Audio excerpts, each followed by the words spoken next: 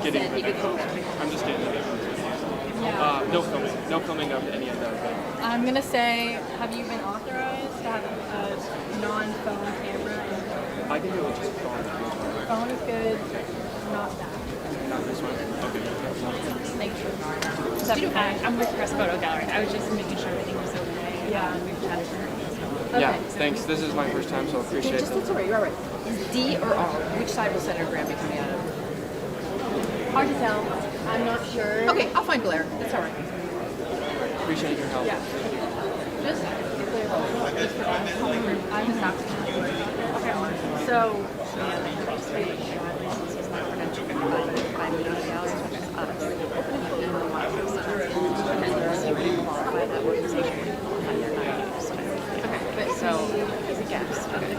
I'll just use my phone for this. Is that okay? I defer to her, absolutely. Well, she's the okay. I'll ask her. I didn't want to hear. No, you're doing a great job. I appreciate it. I'm going to start.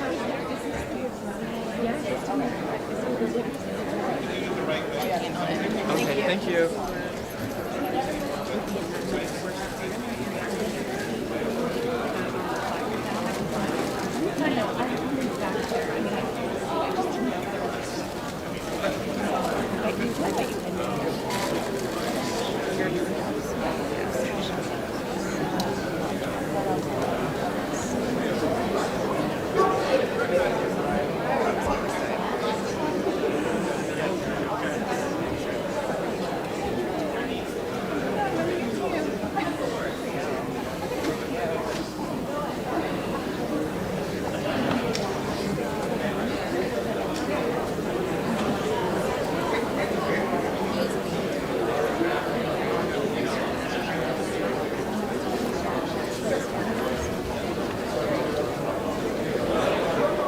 Senator Marshall's in the anteroom right now. Can we go?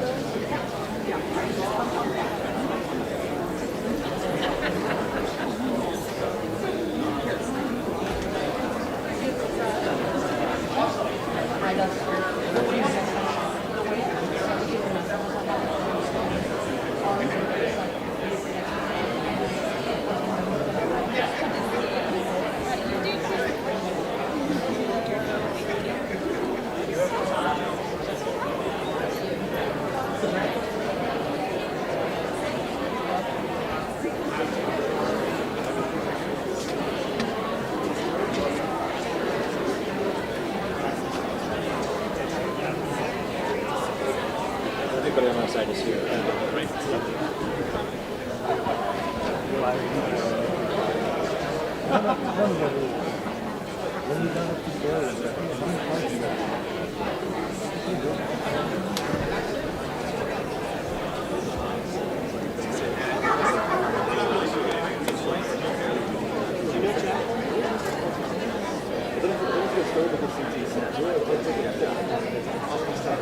You just never know when they're going to be applied.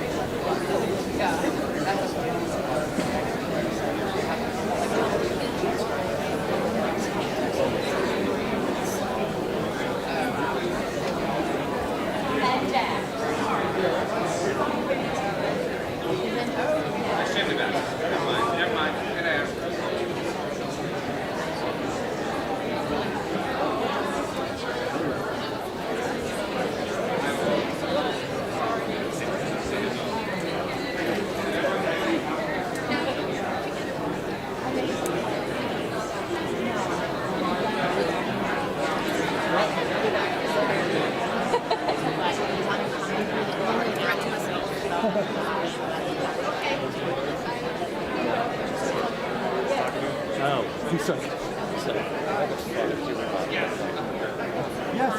It's like all the plans, how the plans. So we just had the same conversation. Kara was so good. Imagining she would come up here. I'm wondering why I hired him. All really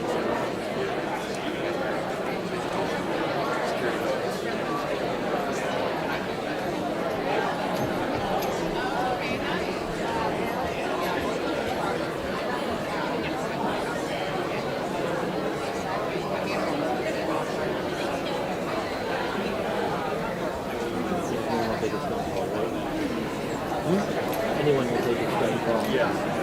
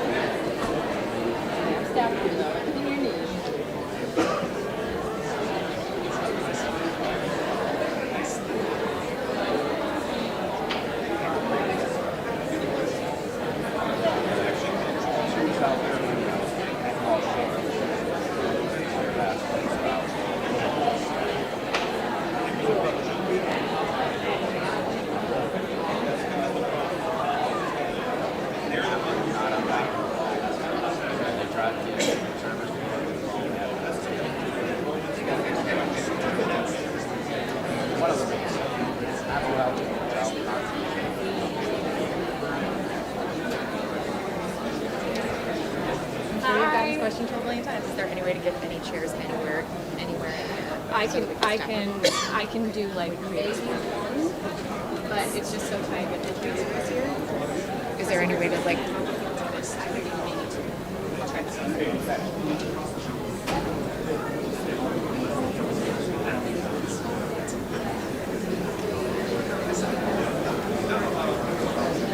Then we'll just like scenario. Yeah.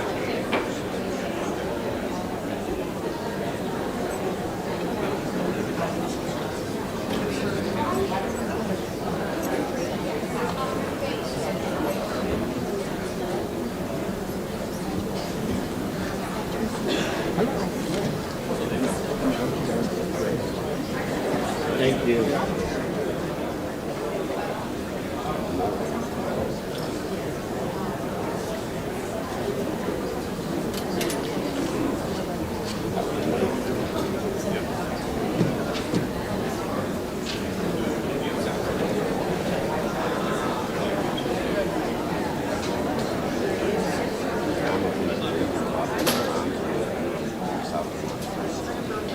The FCC is not allowing cell phone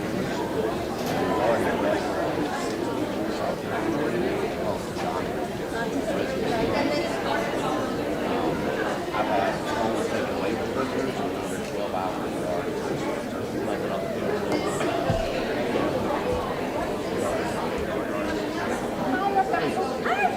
So wonderful to meet you. Thank you so much for coming.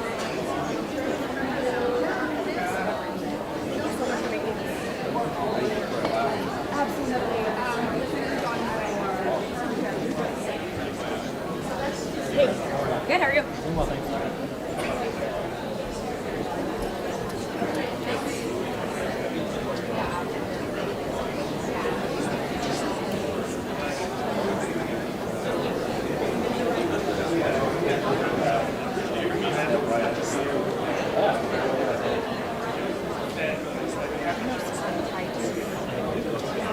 He's doing great work.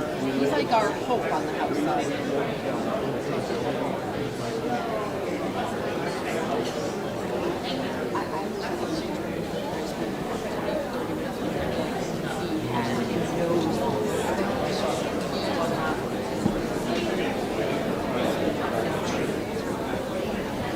Yeah, him and I, we've been talking.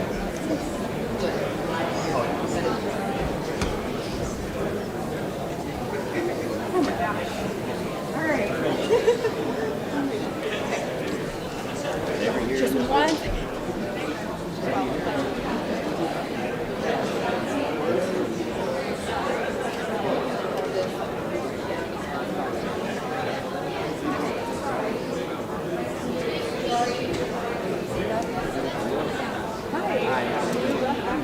Hi, I'm Hannah, guys. I'm Senator Graham's daughter.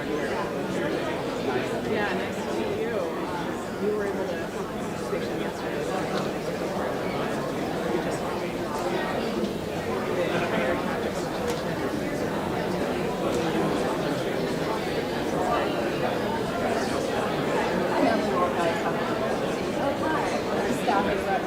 Okay, great.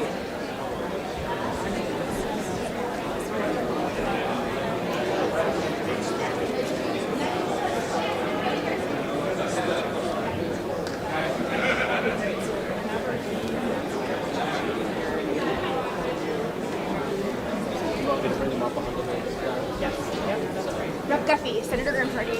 All right. On.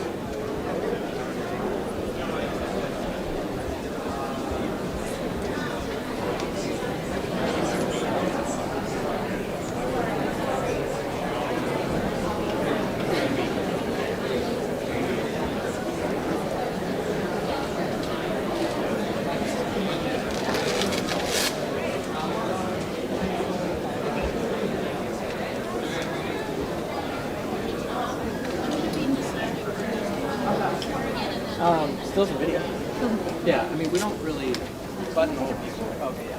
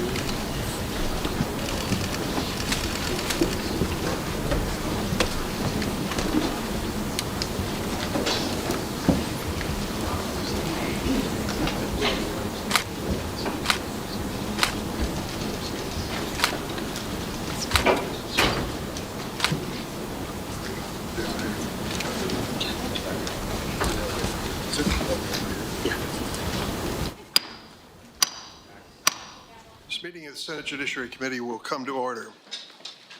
I thank all those in attendance.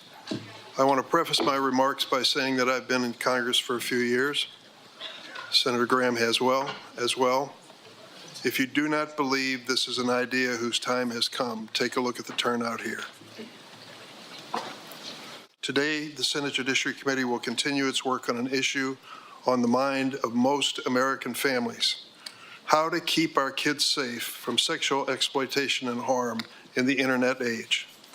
Online child sexual exploitation includes the use of online platforms to target and groom children, and the production and endless distribution of child sexual abuse material, CSAM, which can haunt victims for their entire lives and in some cases take their lives.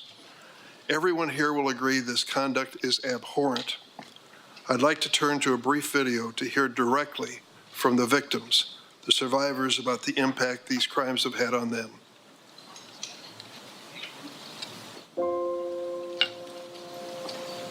I was sexually exploited on Facebook. I was sexually exploited on Instagram. I was sexually exploited on X. This is my daughter, Olivia. This is our son, Matthew. Look at how beautiful Miriam is. My son, Riley, died from suicide after being sexually exploited on Facebook. The child that gets exploited is never the same ever again. I reported this issue numerous times, and it took over a decade before anyone helped me. You might be able to tell that I am using a green screen. Why is that? In the internet world, my past abusers can contact me. Fans of my abuse material as a child can find me and contact me. As a 17-year-old child, I had to write a victim impact statement after being extorted for 4 consecutive years. While I was strong enough to resist sending him any more pictures, there were dozens more who were not. We got a phone call to find out that my son was in his room and was suicidal. He was only 13 years old at the time. Him and a friend had been exploited online and trafficked, and my son reached out to Twitter, or now X. His response was, "Thank you for reaching out. We reviewed the content and we did not find a violation of our policies. So no action will be taken at this time." How many more kids like Matthew? Like Olivia. Like Riley. How many more kids will suffer and die because of social media? Big tech failed to protect my child from sexual exploitation. Big tech failed to protect me from online sexual exploitation. And we need Congress to do something for our children and protect them. It's not too late. It's not too late to do something about it. Online child sexual exploitation is a crisis in America. In 2013, the National Center for Missing and Exploited Children, known as NCMEC, received approximately 1,380 cyber tips per day. By 2023, just 10 years later, the number of cyber tips has risen to 100,000 reports a day. That's 100,000 daily reports of child sexual abuse material, also known as CSAM. In recent years, we've also seen an explosion in the so-called financial sextortion, in which a predator uses a fake social media account to trick a minor into sending explicit photos or videos, then threatens to release them unless the victim sends money. In 2021, NCMEC received a total of 139 reports of sextortion, 2021. In 2023, through the end of October alone, this number skyrocketed to more than 22,000. More than a dozen children have died by suicide after becoming victims of this crime. This disturbing growth in child sexual exploitation is driven by one thing: changes in technology. In 1996, the world's best-selling cell phone was the Motorola StarTAC. While groundbreaking at the time, the clamshell-style cell phone wasn't much different from a traditional phone. It allowed users to make and receive calls and even receive text messages, but that was about it. Fast forward to today. Smartphones are in the pockets of seemingly every man, woman, and teenager on the planet. Like the StarTAC today, today's smartphones allow users to make and receive calls and text, but they can also take photos and videos, support live streaming, and offer countless apps. With the touch of your finger, that smartphone that can entertain and inform you can become a back alley where the lives of your children are damaged and destroyed. These apps have changed the ways we live, work, and play. But as investigations have detailed, social media and messaging apps have also given predators powerful new tools to sexually exploit children. Your carefully crafted algorithms can be more powerful force on the lives of our children than even the most best-intentioned parent. Discord has been used to groom, abduct, and abuse children. Meta's Instagram helped connect and promote a network of pedophiles. Snapchat's disappearing messages have been co-opted by criminals who financially extort young victims. TikTok has become a, quote, platform of choice for predators to access, engage, and groom children for abuse. And the prevalence of CSAM on X has grown as the company has gutted its trust and safety workforce. Today, we'll hear from the CEOs of those companies. They are not only the tech companies that have contributed to this crisis, they are responsible for many of the dangers our children face online. Their design choices, their failures to adequately invest in trust and safety, their constant pursuit of engagement and profit over basic safety have all put our kids and grandkids at risk. Coincidentally, several of these companies implemented common sense child safety improvements within the last week, days before their CEOs would have to justify their lack of action before this committee. But the tech industry alone is not to blame for the situation we're in. Those of us in Congress need to look in the mirror. In 1996, the same year the Motorola StarTAC was flying off shelves, and years before social media went mainstream, we passed Section 230 of the Communications Decency Act. This law immunized the then fledgling internet platforms from liability for user-generated content. Interesting, only one other industry in America has an immunity from civil liability. We'll leave that for another day. For the past 30 years, Section 230 has remained largely unchanged, allowing big tech to grow into the most profitable industry in the history of capitalism without fear of liability for unsafe practices. That has to change. Over the past year, this committee has unanimously reported 5 bills that would finally hold tech companies accountable for child sexual exploitation on their platforms. Unanimous. Take a look at the composition and membership of the Senate Judiciary Committee and imagine, if you will, there's anything we could agree on unanimously. These 5 bills were the object of agreement. One of these bills is by Stop CSAM Act, Critically, it would let victims sue online providers that promote or aid and abet online child sexual exploitation or that host or store CSAM.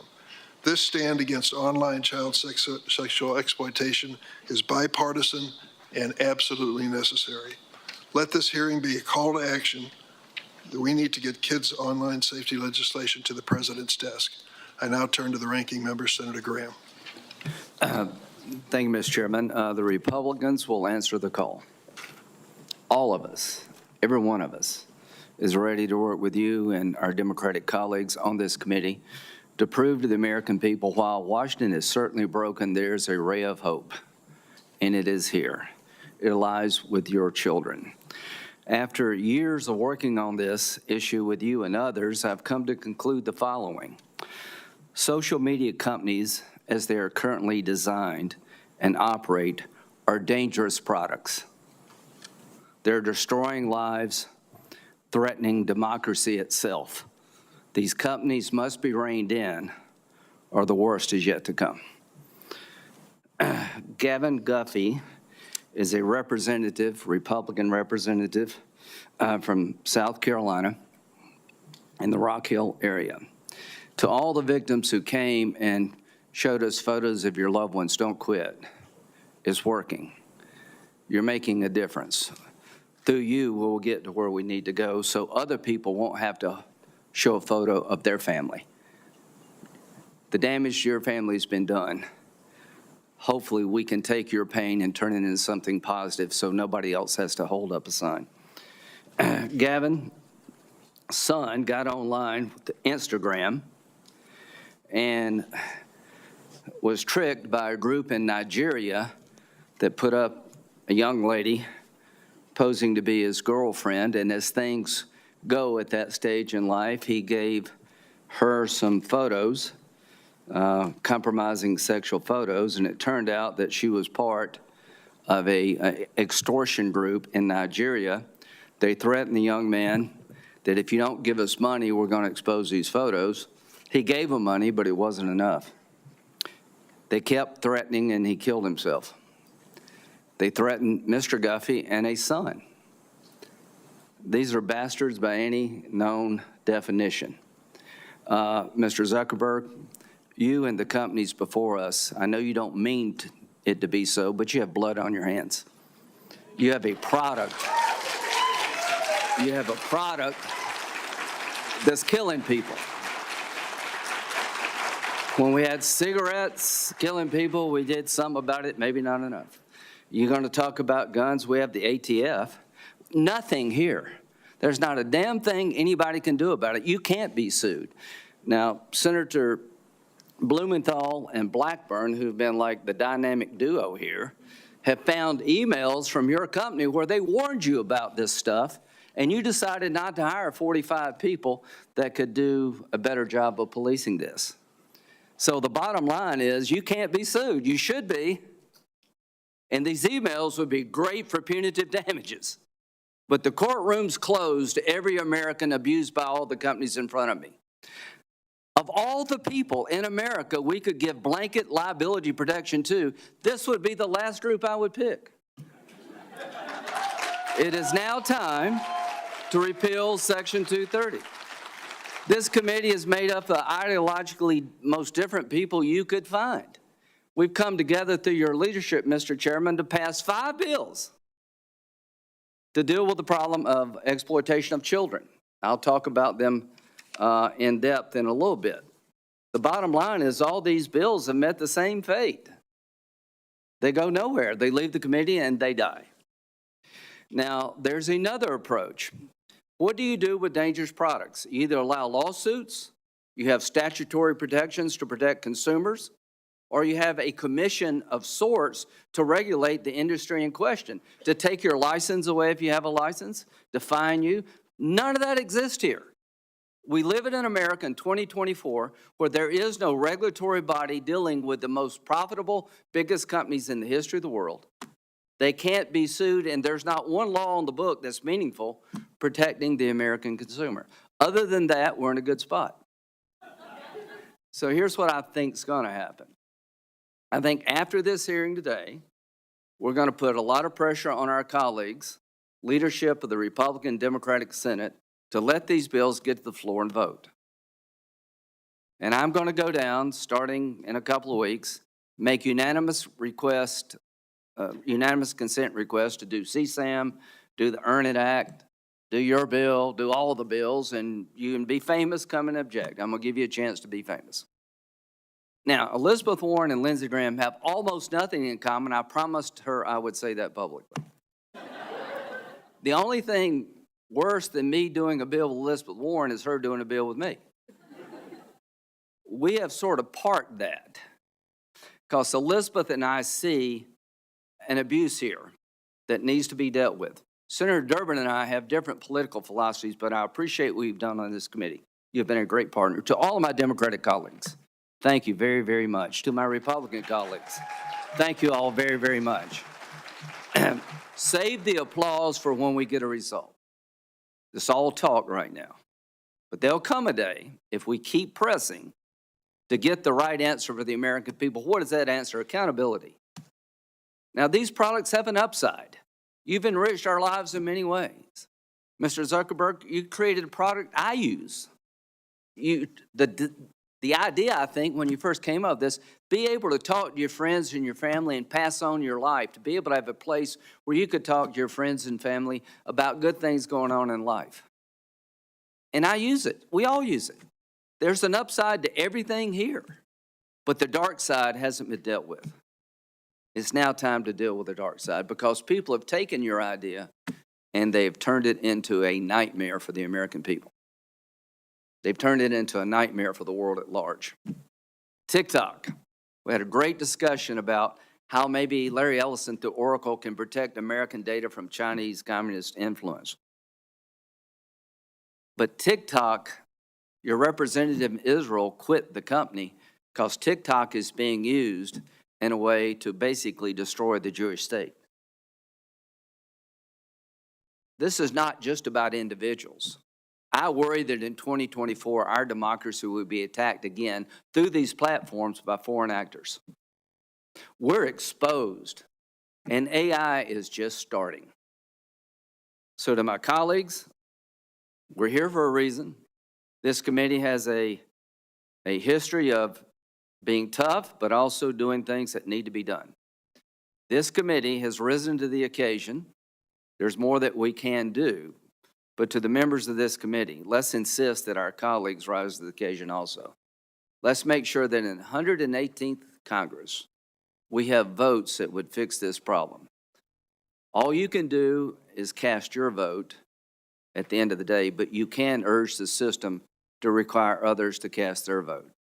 Mr. Chairman, I will continue to work with you and everybody on this committee to have a day of reckoning on the floor of the United States Senate. Thank you. Thank you, Senator Graham.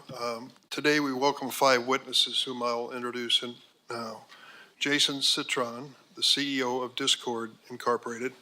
Mark Zuckerberg, the founder and CEO of Meta. Evan Spiegel, the co-founder and CEO of Snap Incorporated. Shou Chu, the CEO of TikTok. And Linda Yaccarino, the CEO of X Corporation, formerly known as Twitter. I will note for the record that Mr. Zuckerberg and Mr. Chu are appearing voluntarily. I am disappointed that our other witnesses did not offer that same degree of cooperation. Mr. Citron, Mr. Spiegel, and Ms. Yaccarino are here pursuant to subpoenas. And Mr. Citron only accepted service of his subpoena after U.S. Marshals were sent to Discord's headquarters at taxpayers' expense. I hope this is not a sign of your commitment or lack of commitment to addressing the serious issue before us. After I swear in the witnesses, each witness will have 5 minutes to make an opening statement. Then senators will ask questions in an opening round, each of 7 minutes. I expect to take a short break at some point during questioning to allow the witnesses to stretch their legs. If anyone is in need of a break at any point, please let my staff know. Before I turn to the witnesses, I'd also like to take a moment to acknowledge that this hearing has gathered a lot of attention, as we expected. We have a large audience, the largest I've seen in this room today. I want to make clear, as with other Judiciary Committee hearings, we ask people to behave appropriately. I know there is high emotion in this room for justifiable reasons. but I ask you to please follow the traditions of the committee. That means no standing, shouting, chanting, or applauding witnesses. Disruptions will not be tolerated. Anyone who does disrupt the hearing will be asked to leave. The witnesses are here today to address a serious topic. We want to hear what they have to say. I thank you for your cooperation. Could all of the witnesses please stand to be sworn in?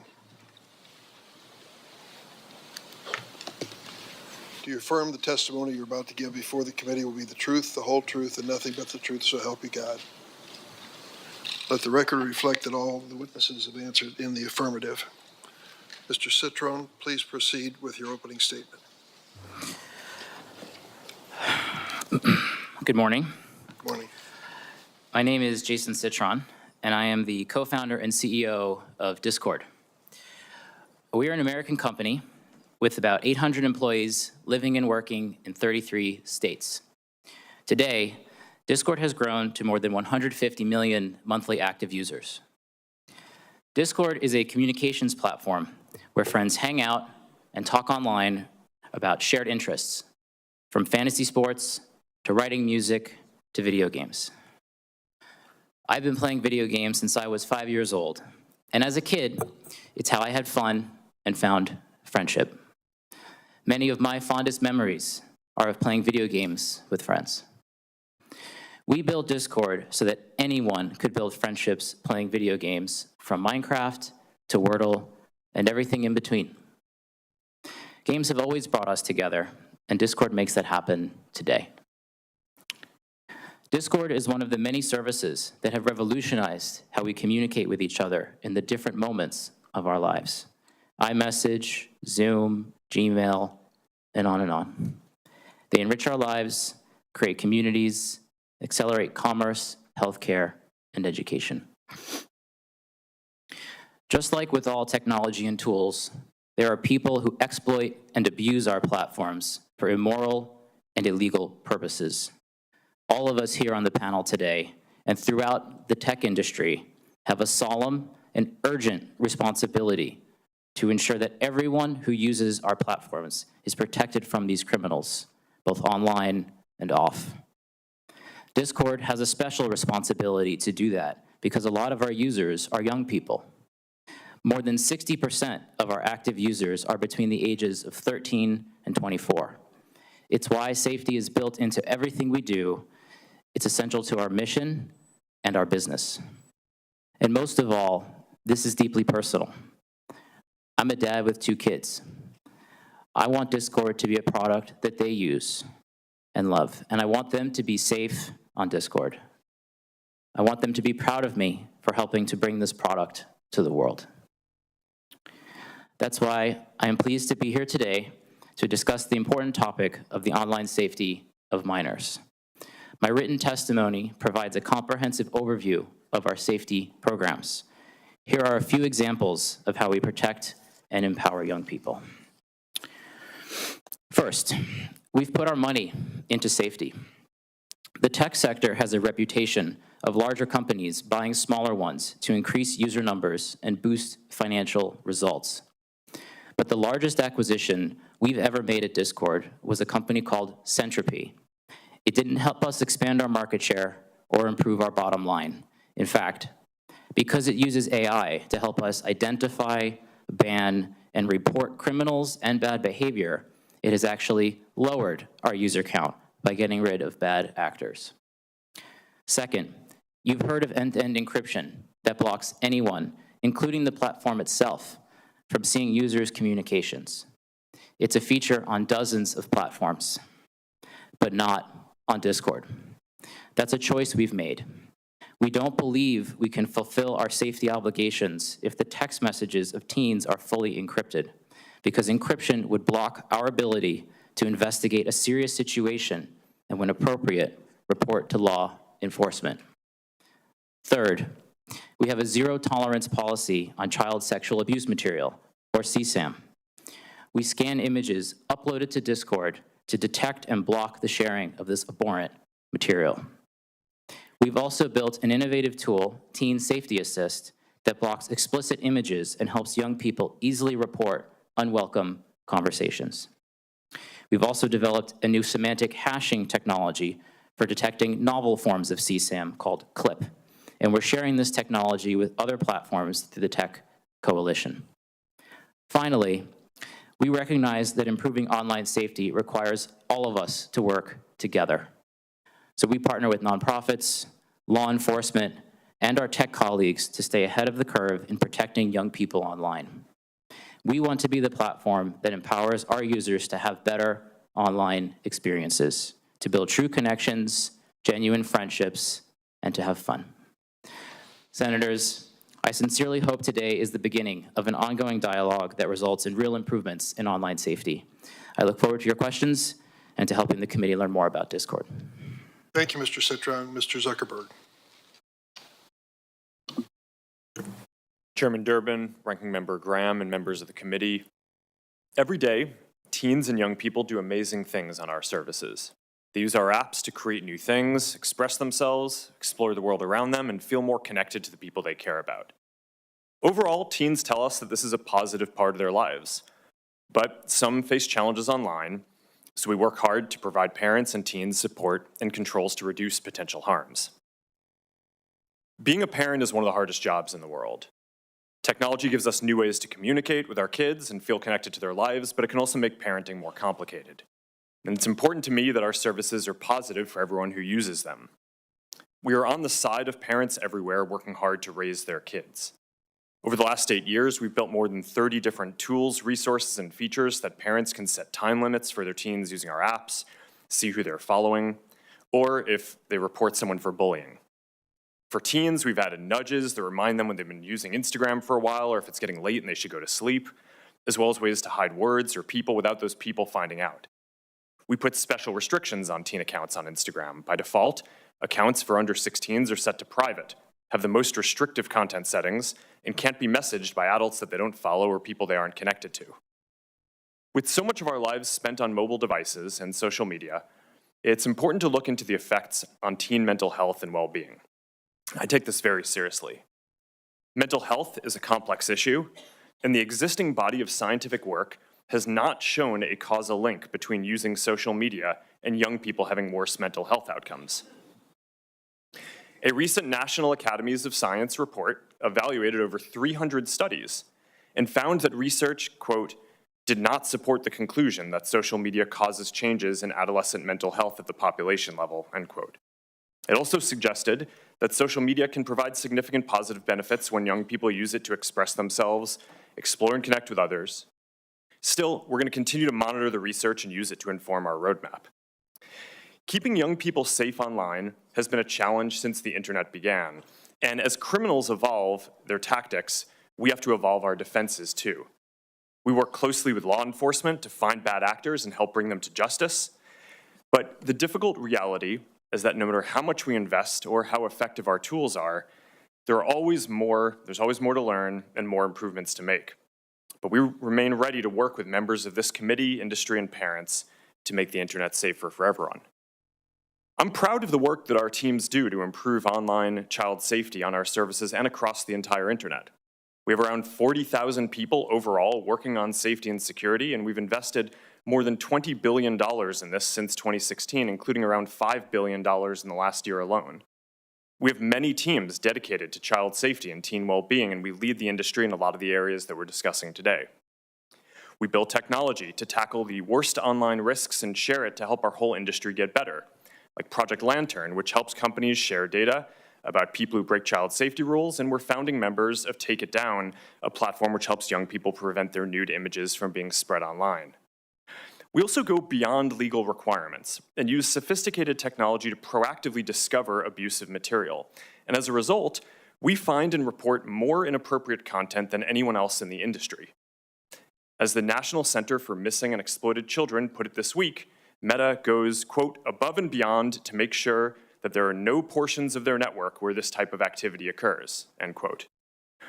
I hope we can have a substantive discussion today that drives improvements across the industry, including legislation that delivers what parents say they want, a clear system for age verification and control over what apps their kids are using. 3 out of 4 parents want App Store age verification, and 4 out of 5 want parental approval of whatever teens download apps. We support this. Parents should have the final say on what apps are appropriate for their children and shouldn't have to upload their ID every time. That's what app stores are for. We also support setting industry standards on age-appropriate content and limiting signals for advertising to teens to age and location and not behavior. At the end of the day, we want everyone who uses our services to have safe and positive experiences. Before I wrap up, I want to recognize the families who are here today who have lost a loved one or lived through some terrible things that no family should have to endure. These issues are important for every parent and every platform. I'm committed to continuing to work in these areas, and I hope we can make progress today. Thank you, Mr. Spiegel.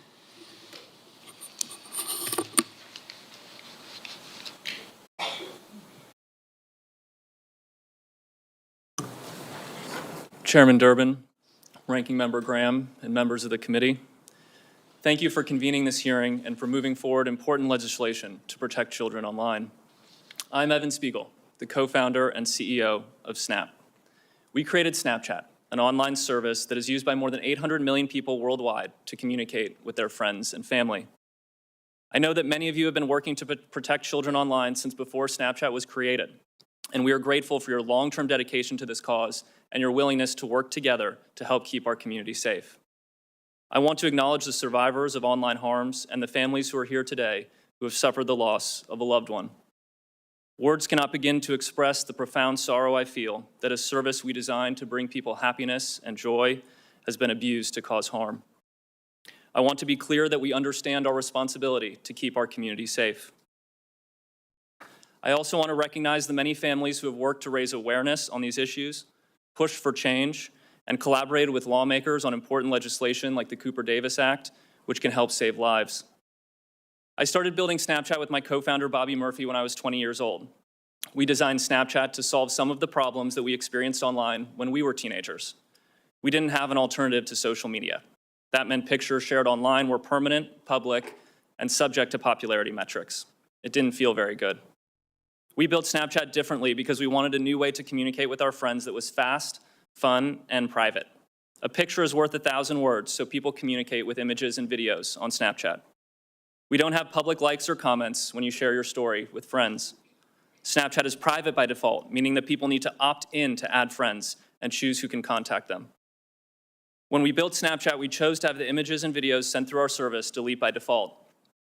Unlike prior generations who've enjoyed the privacy afforded by phone calls, which aren't recorded, our generation has benefited from the ability to share moments through Snapchat that may not be picture perfect, but instead convey emotion without permanence. Even though Snapchat messages are deleted by default, we let everyone know that images and videos can be saved by the recipient. When we take action on illegal or potentially harmful content, we also retain the evidence for an extended period, which allows us to support law enforcement and hold criminals accountable. To help prevent the spread of harmful content on Snapchat, we approve the content that is recommended on our service using a combination of automated processes and human review. We apply our content rules consistently and fairly across all accounts. We run samples of our enforcement actions through quality assurance to verify that we are getting it right. We also proactively scan for known child sexual abuse material, drug-related content, and other types of harmful content, remove that content, deactivate and device block offending accounts, preserve the evidence for law enforcement, and report certain content to the relevant authorities for further action. Last year, we made 690,000 reports to the National Center for Missing and Exploited Children, leading to more than 1,000 arrests. We also removed 2.2 million pieces of drug-related content and blocked 705,000 associated accounts. Even with our strict privacy settings, content moderation efforts, proactive detection, and law enforcement collaboration, bad things can still happen when people use online services. That's why we believe that people under the age of 13 are not ready to communicate on Snapchat. We strongly encourage parents to use the device-level parental controls on iPhone and Android. We use them in our own household, and my wife approves every app that our 13-year-old downloads. For parents who want more visibility and control, we built Family Center in Snapchat, where you can view who your teen is talking to, review privacy settings, and set content limits. We have worked for years with members of the committee on legislation like the Kids Online Safety Act and the Cooper-Davis Act, which we are proud to support. I want to encourage broader industry support for legislation protecting children online. No legislation is perfect, but some rules of the road are better than none. Much of the work that we do to protect people that use our service would not be possible without the support of our partners across the industry, government, nonprofit organizations, NGOs, and in particular law enforcement and the first responders who have committed their lives to helping keep people safe. I am profoundly grateful for the extraordinary efforts across our country and around the world to prevent criminals from using online services to perpetrate their crimes. I feel an overwhelming sense of gratitude for the opportunities that this country has afforded me and my family. I feel a deep obligation to give back and to make a positive difference, and I am grateful to be here today as part of this vitally important democratic process. Members of the committee, I give you my commitment that we will be part of the solution for online safety. We will be honest about our shortcomings, and we will work continuously to improve. Thank you, and I look forward to answering your questions. Thank you, Mr. Spiegel. Mr. Chu.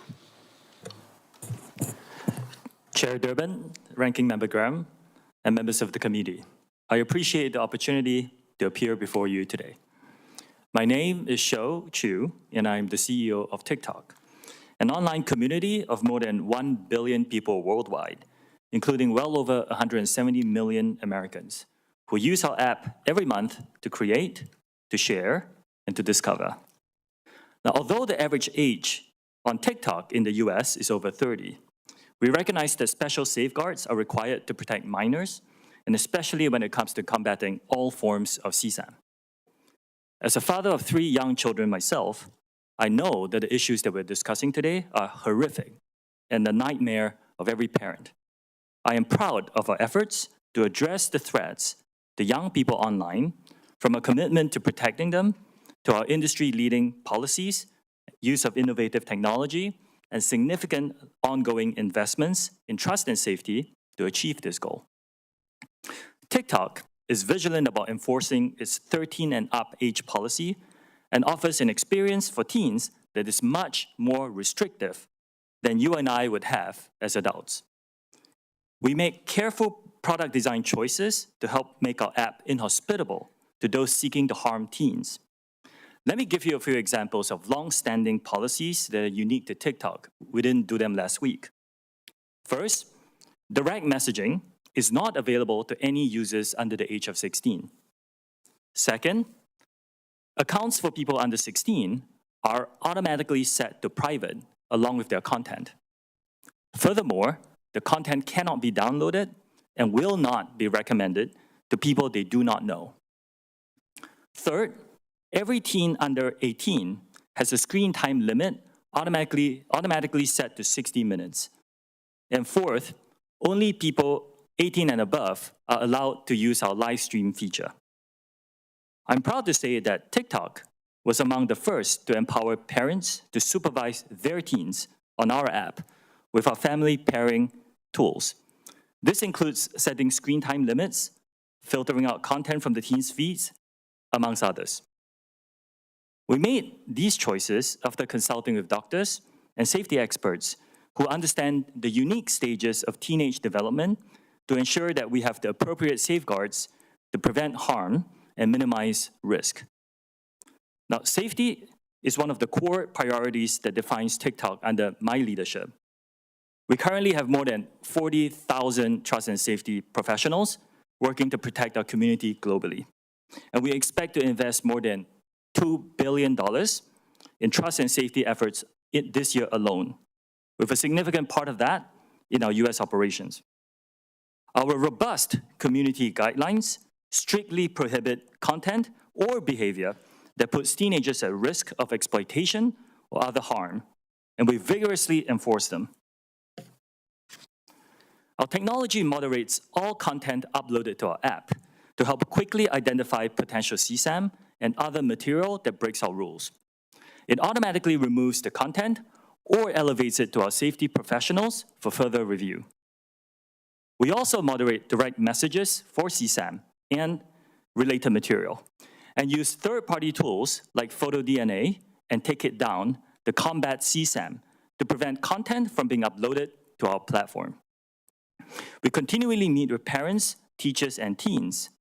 In fact, I sat down with a group just a few days ago. We used their insight to strengthen the protections on our platform and we also work with leading groups like the Technology Coalition. The steps that we're taking to protect teens are a critical part of our larger trust and safety work as we continue our voluntary and unprecedented efforts to build a safe and secure data environment for US users, ensuring that our platform remains free from outside manipulation and implementing safeguards on our content recommendation and moderation tools. Keeping teens safe online requires a collaborative effort as well as collective action. We share the community's concern and commitment to protect young people online, and we welcome the opportunity to work with you on legislation to achieve this goal. Our commitment is ongoing and unwavering because there is no finish line when it comes to protecting teens. Thank you for your time and consideration today. I'm happy to answer your questions. Thanks, Mr. Ju. Ms. Iacarino. Chairman Durbin, Ranking Member Graham, and esteemed members of the committee, thank you for the opportunity to discuss X's work in protecting. Ms. Iacarino, could you check if your microphone is on? My talk button is on? And you might draw. How is that? Okay, Better. maybe Thank you very much. Adjust my chair. Apologies.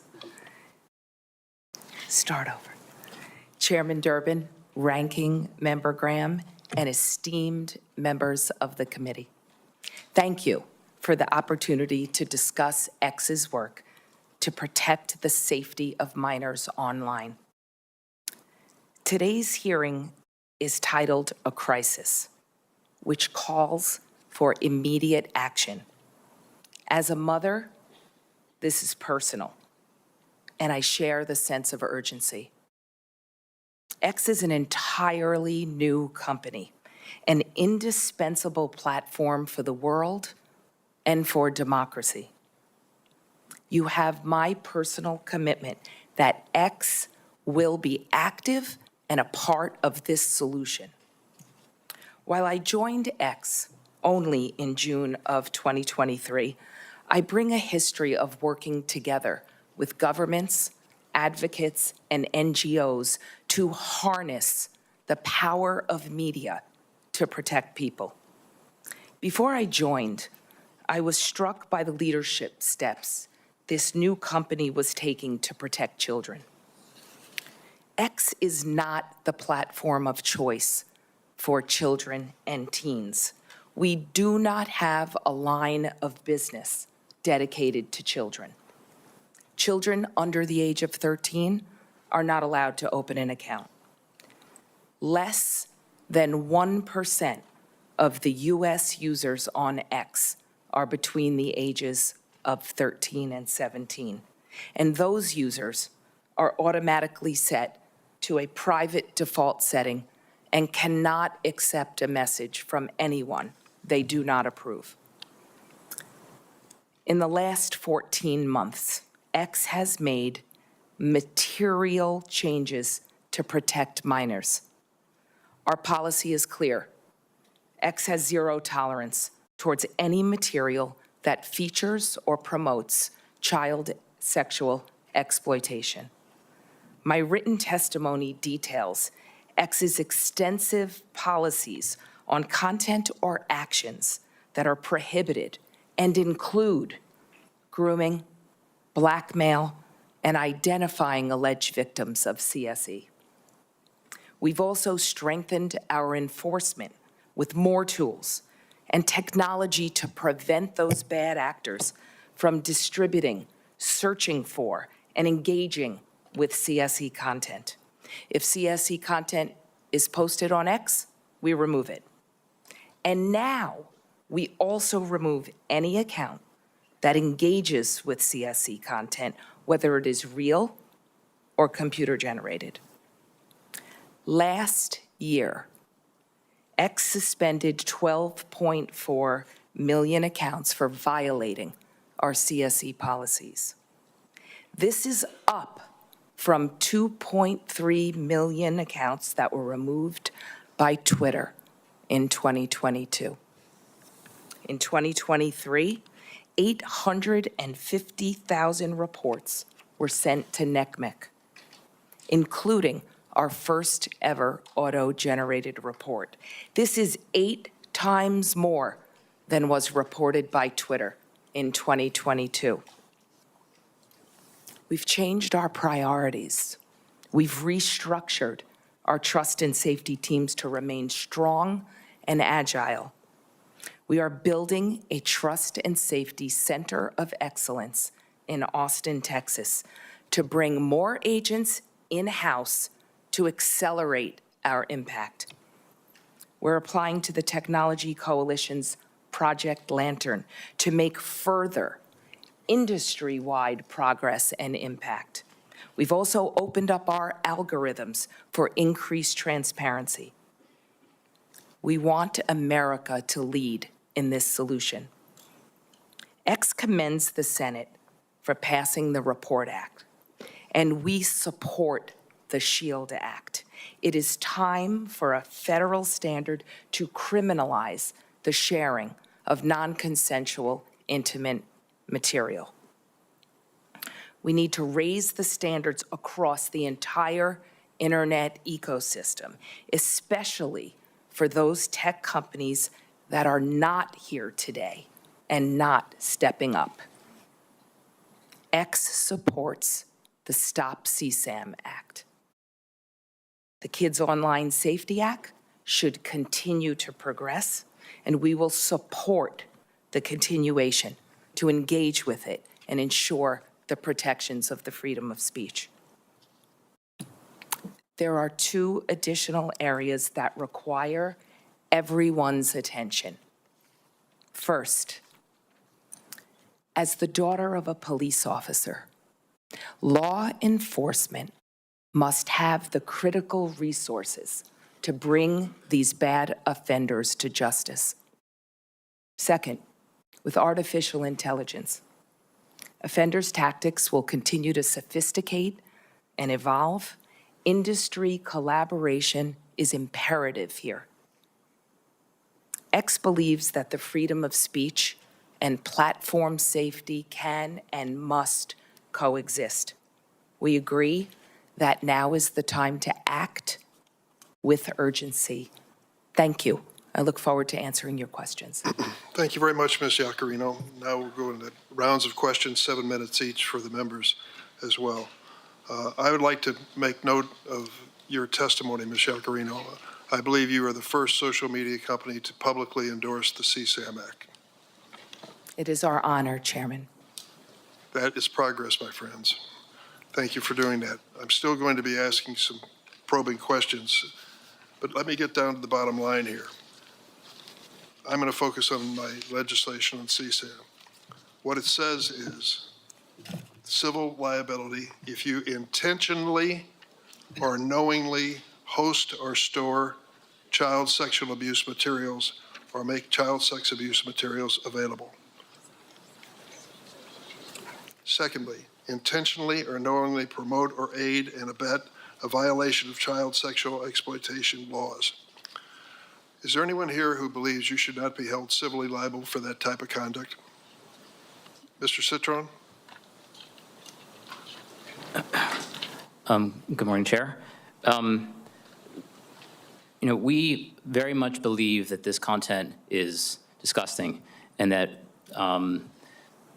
there are many things about the Stop CSAM bill that I think are very encouraging, and we very much support adding more resources for the cyber tip line and modernizing that along with giving more resources to NECMEC. I'd be very open to having conversations with you and your team to talk through the details of the bill some more. I sure would like to do that, because if you intentionally or knowingly host or store CSAM, I think you ought to at least be civilly liable. I can't imagine anyone who would disagree with that. Yeah, it's disgusting content. It certainly is. That's why we need you supporting this legislation. Mr. Spiegel, I want to tell you, I listened closely to your testimony here, and it's never been a secret that Snapchat is used to send sexually explicit images. In 2013, early in your company's history, you admitted this in an interview. Do you remember that interview? Senator, I don't recall this specific interview. You said that when you were first trying to get people on the app, you would, quote, go up to the people and be like, hey, you should try this application. You can send disappearing photos. And they would say, oh, for sexting?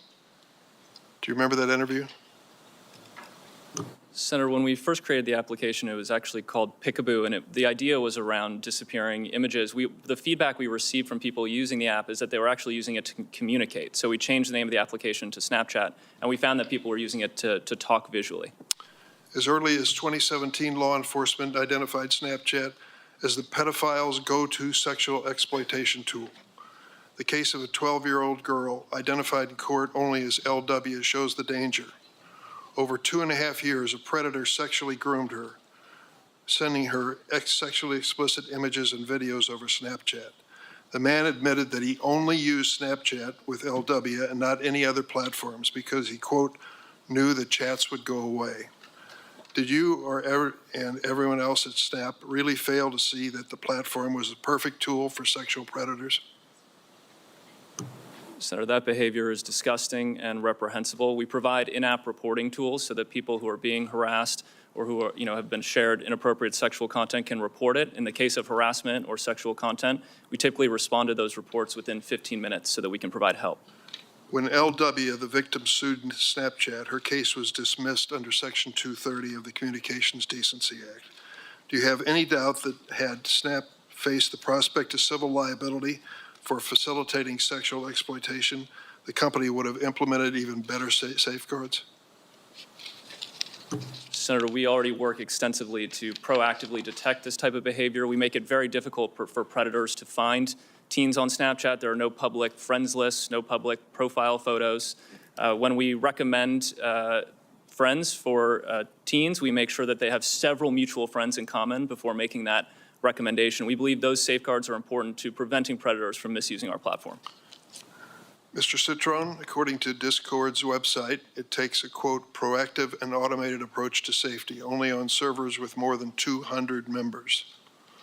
Smaller servers rely on server owners and community moderators to define and enforce behavior.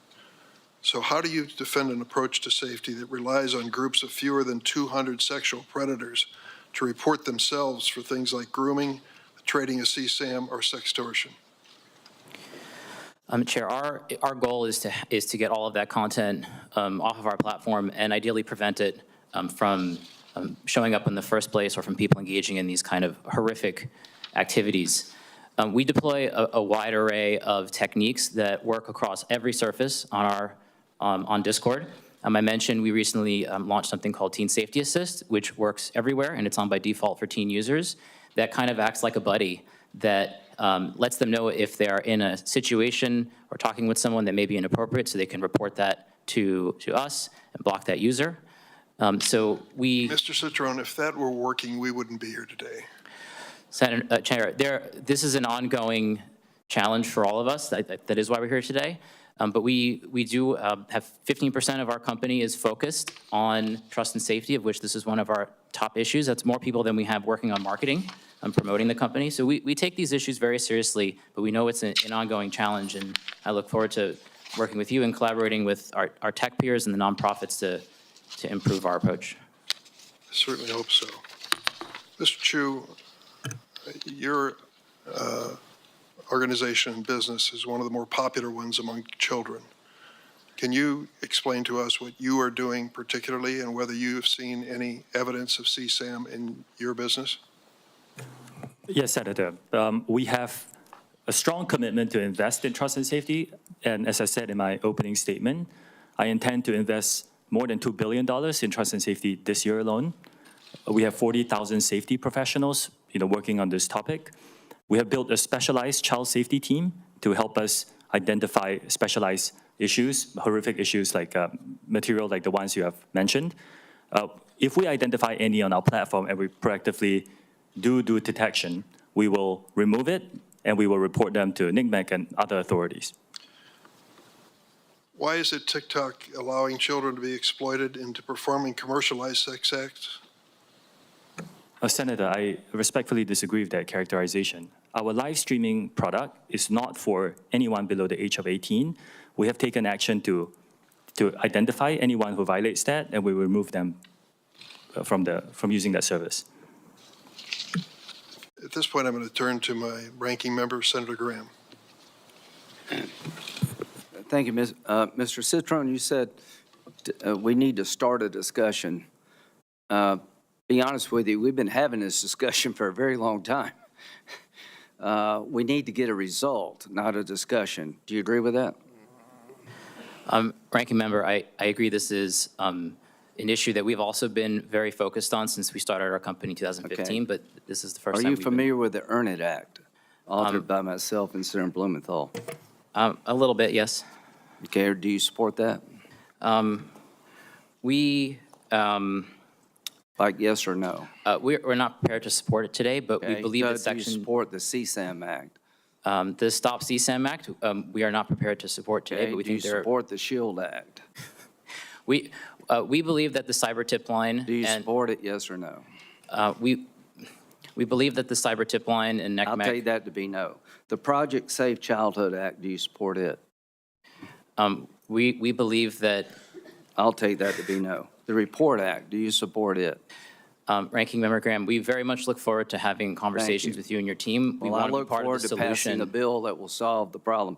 Do you support removing Section 230 liability protections for social media companies? I believe that Section 230 needs to be updated. It's a very old law. Do you support repealing it so people can sue if they believe they're harmed? I think that Section 230, as written, while it has many downsides, has enabled innovation on the internet, which I think has largely been. Thank you very much. So here you are. You got, if you're waiting on these guys to solve the problem, we're going to die waiting. Mr. Zuckerberg,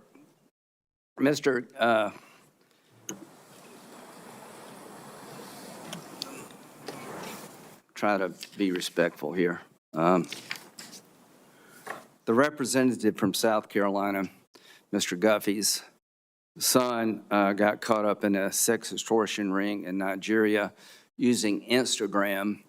And he was shaken down, paid money. That wasn't enough, and he killed himself using Instagram. What would you like to say to him? It's terrible. I mean, no one should have to go through something like that. Do you think he should be allowed to sue you?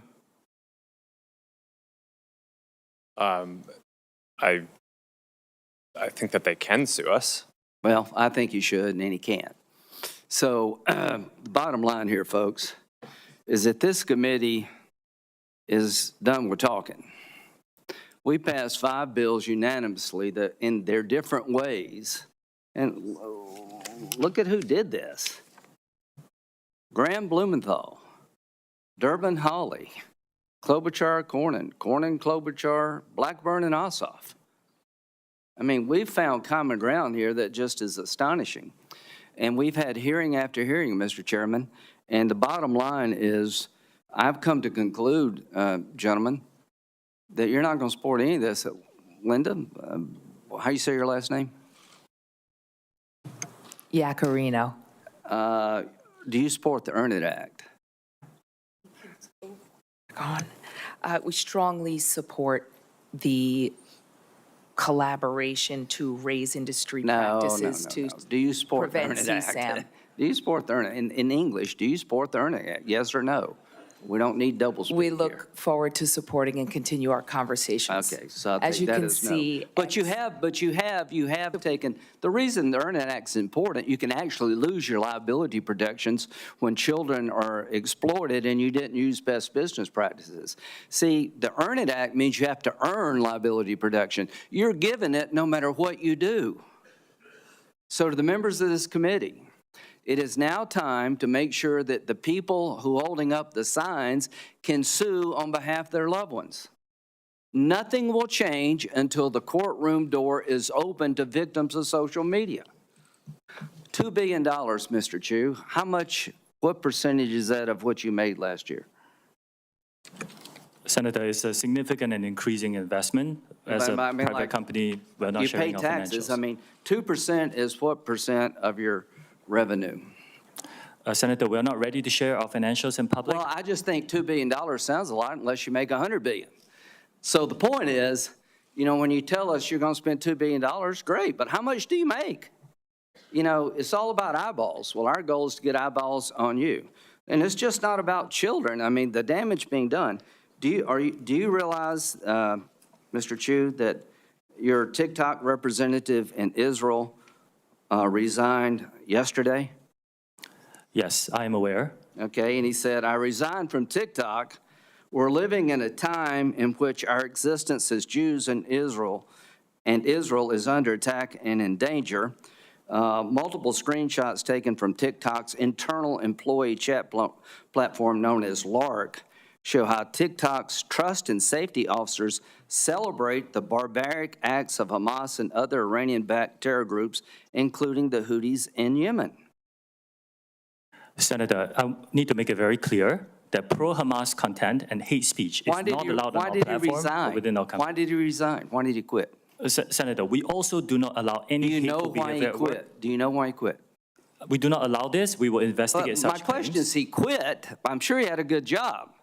He gave up a good job because he thinks your platform is being used to help people who want to destroy the Jewish state. And I'm not saying you want that. Mr. Zuckerberg, I'm not saying you want, as an individual, any of the harms.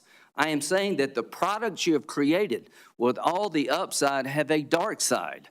Mr. Citron, I am tired of talking. I'm tired of having discussions. We all know the answer here. And here's the ultimate answer. Stand behind your product. Go to the American courtroom and defend your practices. Open up the courthouse door. Until you do that, nothing will change. Until these people can be sued for the damage they're doing, it is all talk. I'm a Republican who believes in free enterprise, but I also believe that every American who's been wronged has to have somebody to go to complain. There's no commission to go to that can punish you. There's not one law in the book because you oppose everything we do, and you can't be sued. That has to stop, folks. How do you expect the people in the audience to believe that we're going to help their families if we don't have some system or a combination of systems to hold these people accountable? Because for all the upside, the dark side is too great to live with. We do not need to live this way as Americans. Thank you, Senator Graham.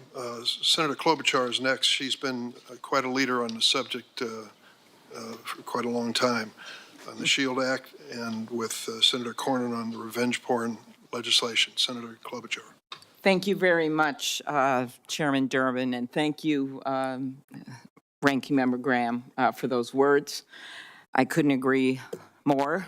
For too long, we have been seeing the social media companies turn a blind eye when kids have joined these platforms in record numbers.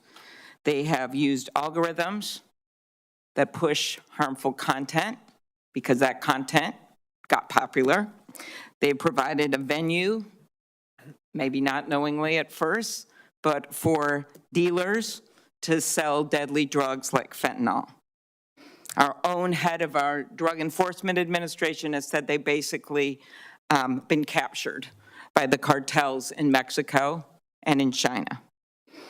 So I strongly support, first of all, the Stop CSAM bill. I agree with Senator Graham that nothing is going to change unless we open up the courtroom doors. I think the time for all of this immunity is done because I think money talks even stronger than we talk up here. 2 of the 5 bills, as noted, are my bills with Senator Cornyn. One has actually passed through the Senate, but is waiting action in the House. But the other one is the SHIELD Act, and I do support, appreciate the support of that bill. This is about revenge porn. The FBI director testified before this committee. There's been over 20 suicides of kids attributed to online revenge porn in just the last year. But for those parents out there and those families, this is for them about their own child, but it's also about making sure this doesn't happen to other children. I know because I've talked to these parents. Parents like Bridget Noring from Hastings, Minnesota, who is out there today. Bridget lost her teenage son after he took a fentanyl lace pill that he purchased on the internet. Amy Neville is also here, platform got the pill. Amy Neville is also here. Her son, Alexander, was only 14 when he died after taking a pill he didn't know was actually fentanyl. We're starting a law enforcement campaign, One Pill Kills in Minnesota, going to the schools with the sheriffs and law enforcement. But the way to stop it is, yes, at the border and at the points of entry, but we know that 30% some of the people that are getting the fentanyl are getting it off the platforms. Meanwhile, social media platforms generated $11 billion in revenue in 2022 from advertising directed at children and teenagers, including nearly $2 billion in ad profits derived from users age 12 and under. When a Boeing plane lost a door in mid-flight several weeks ago, nobody questioned the decision to ground a fleet of over 700 planes. So why aren't we taking the same type of decisive action on the danger of these platforms when we know these kids are dying?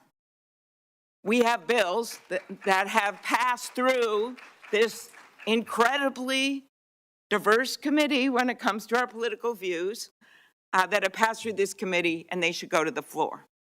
We should do something finally about liability, and then we should turn to some of the other issues that a number of us have worked on when it comes to the charges for app stores and when it comes to some of the monopoly behavior and the self-preferencing. But I'm going to stick with this today. Facts. 1/3 of fentanyl cases investigated over 5 months had direct ties to social media. That's from the DEA. Facts. Between 2012 and 2022, cyber tip line reports of online child sexual exploitation increased from 415,000 to more than 32 million. And as I noted, at least 20 victims committed suicide in sextortion cases. So I'm going to start with that, with you, Mr. Citron. My bill with Senator Cornyn, the SHIELD Act, includes a threat provision that would help protection and accountability for those that are threatened by these predators. Young kids get a picture, send it in, think they got a new girlfriend or a new boyfriend, ruins their life, or they think it's going to be ruined, and they kill themselves. So could you tell me why you're not supporting the SHIELD Act? Senator, we think it's very important that teens have a safe experience on our platforms. I think that the portion to strengthen law enforcement's ability to investigate crimes against children and hold bad actors accountable is So are you holding open that you may support it? We very much would like to have conversations with you. We're open to discussing further. And we do welcome legislation and regulation. You know, this is a very important issue for our country, and you know, we've been prioritizing safety for teens. Thank you. I'm much more interested in if you support it, because there's been so much talk at these hearings and popcorn throwing and the like, and I just want to get this stuff done. I'm so tired of this. It's been 28 years, since the internet. We haven't passed any of these bills because everyone's double talk. It's time to actually pass them. And the reason they haven't passed is because of the power of your company. So let's be really, really clear about that. So what you say matters. Your words matter. Mr. Chu, I'm a co-sponsor of Chair Durbin's Stop CSAM Act of 2023, along with Senator Hawley, who's the lead Republican, I believe, which, among other things, empowers victims by making it easier for them to ask tech companies to remove the material and related imagery from their platforms. Why would you not support this bill? Senator, we largely support it. I think the spirit of it is very aligned with what we want to do. There are questions about implementation that I think companies like us and some other groups have, and we look forward to asking those. And of course, if this legislation is law, we will comply. Mr. Spiegel, I know we talked ahead of time. I do appreciate your company's support for the Cooper Davis Act, which will finally, it's a bill with Senator Shaheen and Marshall, which will allow law enforcement to do more when it comes to fentanyl. I think you know what a problem this is. Devin Noring, teenager from Hastings, I mentioned his mom here, suffered dental pain and migraines, so he bought what he thought was a Percocet over Snap, but instead he bought a counterfeit drug laced with a lethal dose of fentanyl. As his mom, who's here with us today, said, all of the hopes and dreams we as parents had for Devin were erased in the blink of an eye, and no mom should have to bury their kid. Talk about why you support the Cooper-Davis Act. Senator, thank you. We strongly support the Cooper-Davis Act, and we believe it will help DEA go after the cartels and get more dealers off the streets to save more lives. Okay, are there others that support that bill? On this, no? Okay. Last, Mr. Zuckerberg, in 2021, the Wall Street Journal reported on internal Meta research documents asking, why do we care about tweens? These were internal documents. I'm quoting the documents. And answering its own question by citing Meta internal emails. They are a valuable but untapped audience.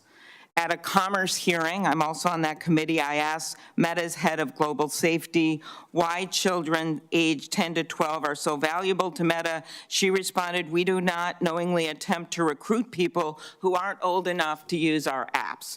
Well, when the 42 state attorneys general, Democrat and Republican, brought their case, they said this statement was inaccurate. Few examples. In 2021, she received an email, Ms. Davis, from Instagram's research director saying that Instagram is investing in experiencing targeting young age, roughly 10 to 12.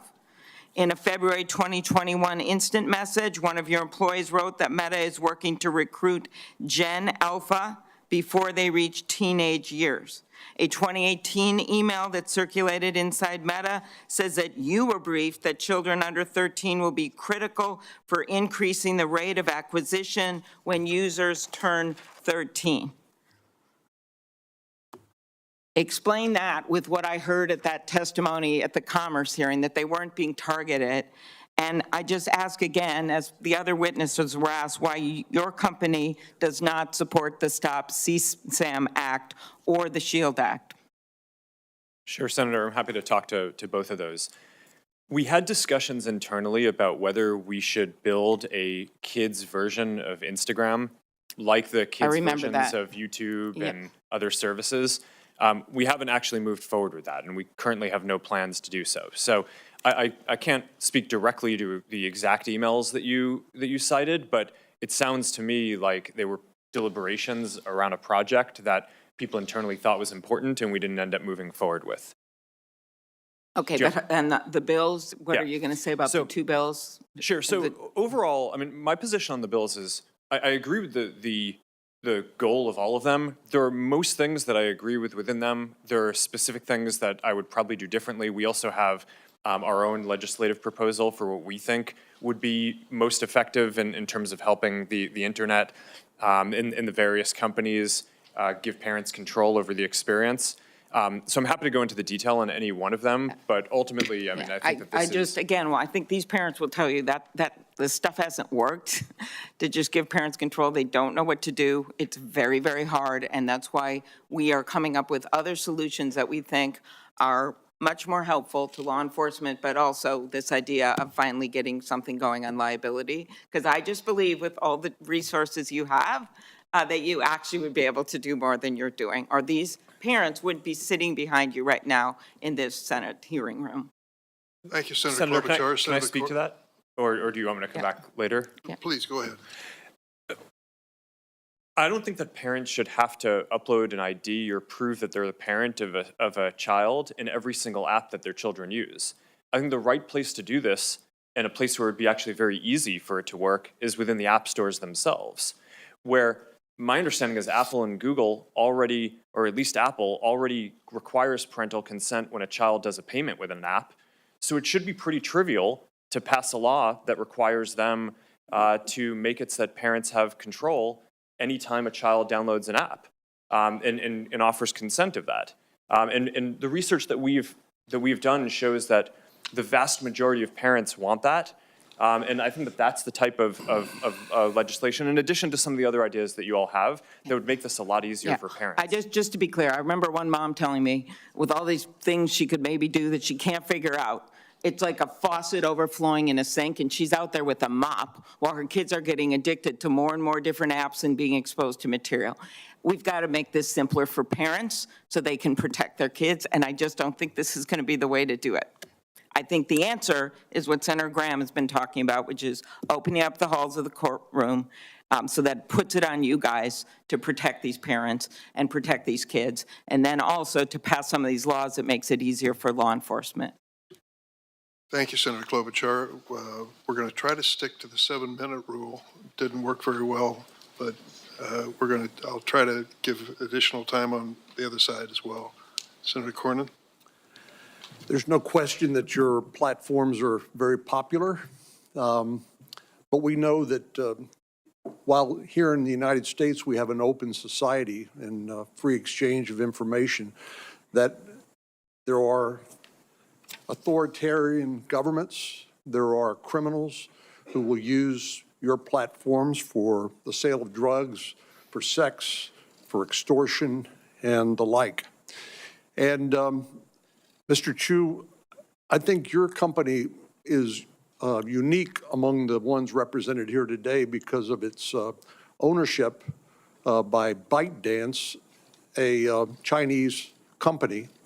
And I know there have been some steps that you've taken to wall off the data collected here in the United States. But the fact of the matter is that under Chinese law and Chinese national intelligence laws, all information accumulated by companies in the People's Republic of China are required to be shared with the Chinese intelligence services. ByteDance, the initial release of TikTok, I understand, was 2016. These efforts that you made with Oracle under the so-called Project Texas to wall off the U.S. data was in 2021 and apparently allegedly fully walled off in March of 23. What happened to all of the data that TikTok collected before that? Senator, thank you. From American users. Understand. TikTok is owned by ByteDance, which is majority owned by global investors, and we have 3 Americans on the board out of 5. You are right in pointing out that over the last 3 years, we have spent billions of dollars building out Project Texas, which is a plan that is unprecedented in our industry to firewall off protected U.S. data from the rest of our staff. And I'm asking about all of the data that you collected prior to that event. Yes, Senator. We have started a data deletion plan. I talked about this a year ago.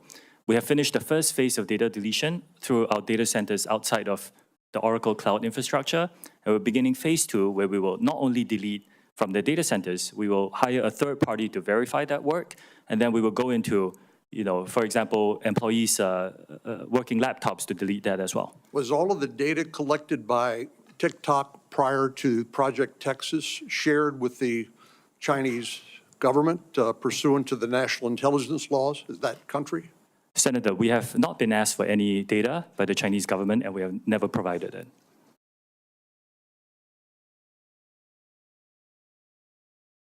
Your company is unique again among the ones represented here today because you're currently undergoing review by the Committee on Foreign Investment in the United States. Is that correct?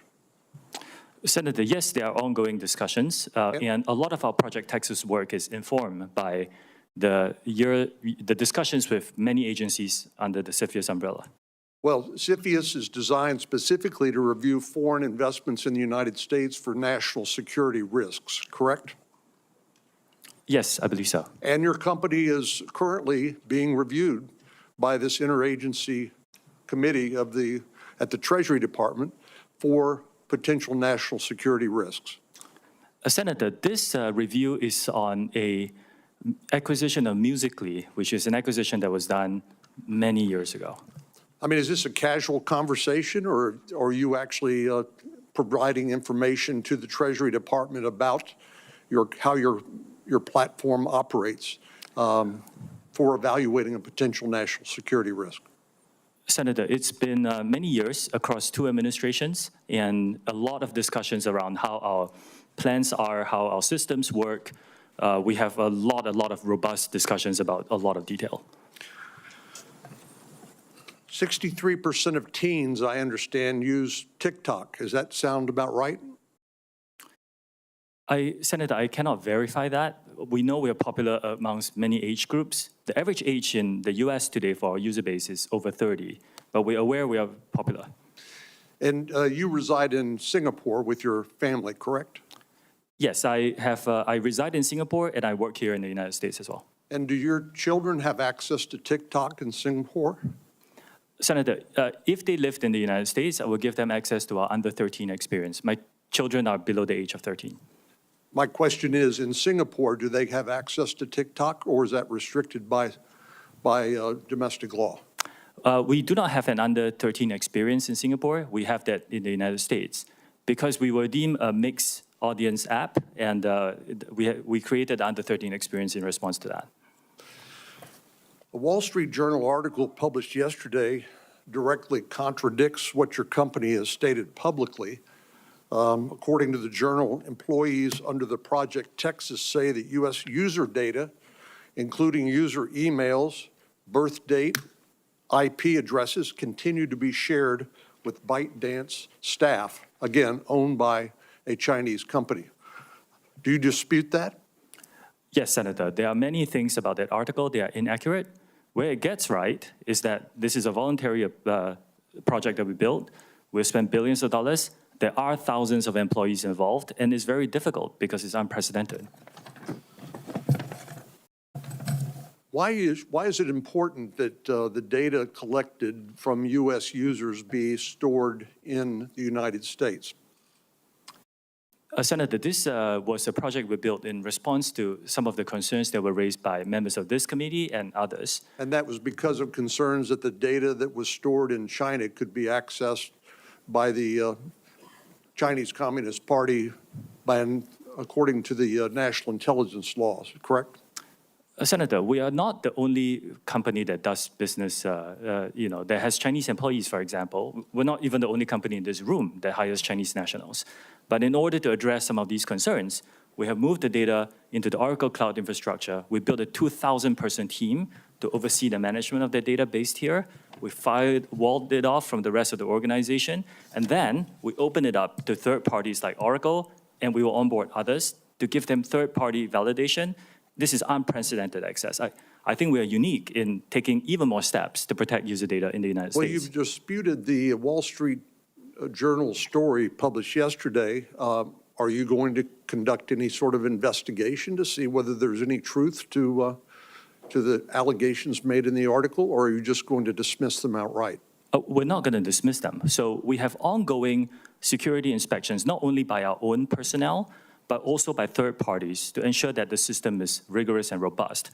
No system that any one of us can build is perfect. But what we need to do is to make sure that we are always improving it and testing it against bad people who may try to bypass it. And if anyone breaks our policies within our organization, we will take disciplinary action against them. Thanks, Senator Cornyn. Senator Coons. Thank you, Chairman Durbin. First, I'd like to start by thanking all the families that are here today, all the parents who are here because of a child they have lost, all the families that are here because you want us to see you and to know your concern.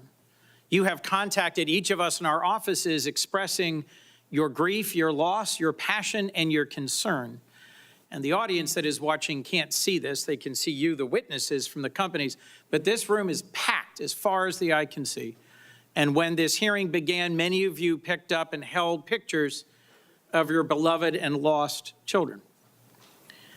I benefit from and participate in social media, as do many members of the committee and our nation and our world. There are now a majority of people on Earth participating in and in many ways benefiting from one of the platforms you have launched or you lead or you represent.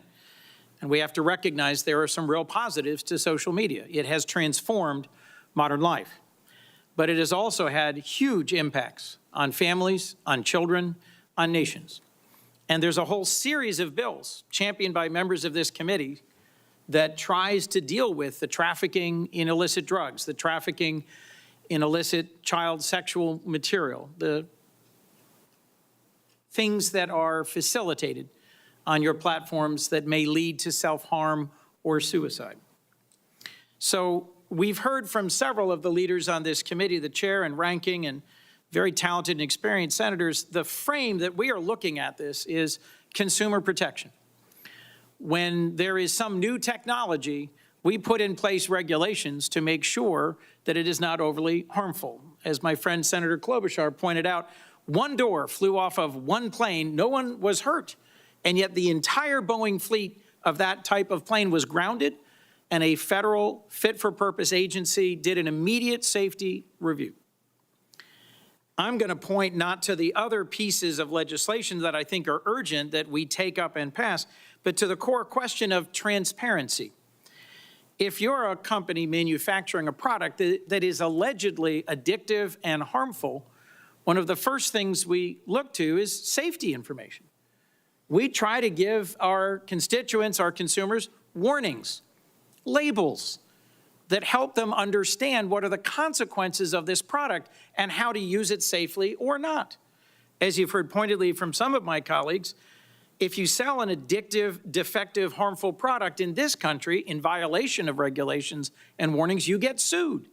And what is distinct about platforms as an industry is most of the families who are here because there were not sufficient warnings and they cannot effectively sue you.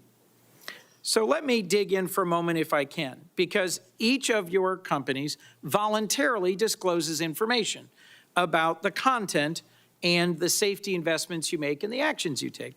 There was a question pressed, I think it was by Senator Graham earlier, about TikTok. I believe, Mr. Chu, you said invest $2 billion in safety. My background memo said your global revenue is $85 billion. Mr. Zuckerberg, my background memo says you're investing $5 billion in safety in Meta, and your annual revenue is on the order of $116 billion.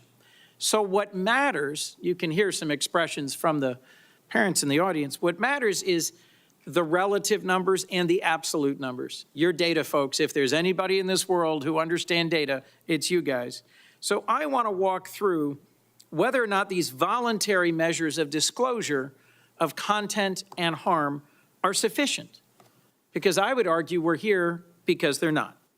Without better information, how can policymakers know whether the protections you've testified about, the new initiatives, the starting programs, the monitoring, and the takedowns are actually working? How can we understand meaningfully how big these problems are without measuring and reporting data? Mr. Zuckerberg, your testimony referenced a National Academy of Sciences study that said at the population level, there is no proof about harm for mental health. Well, it may not be at the population level, but I'm looking at a room full of hundreds of parents who have lost children. And our challenge is to take the data and to make good decisions about protecting families and children from harm. So let me ask about what your companies do or don't report. And I'm going to particularly focus on your content policies around self-harm and suicide. And I'm just going to ask a series of yes or no questions. And what I'm getting at is, do you disclose enough?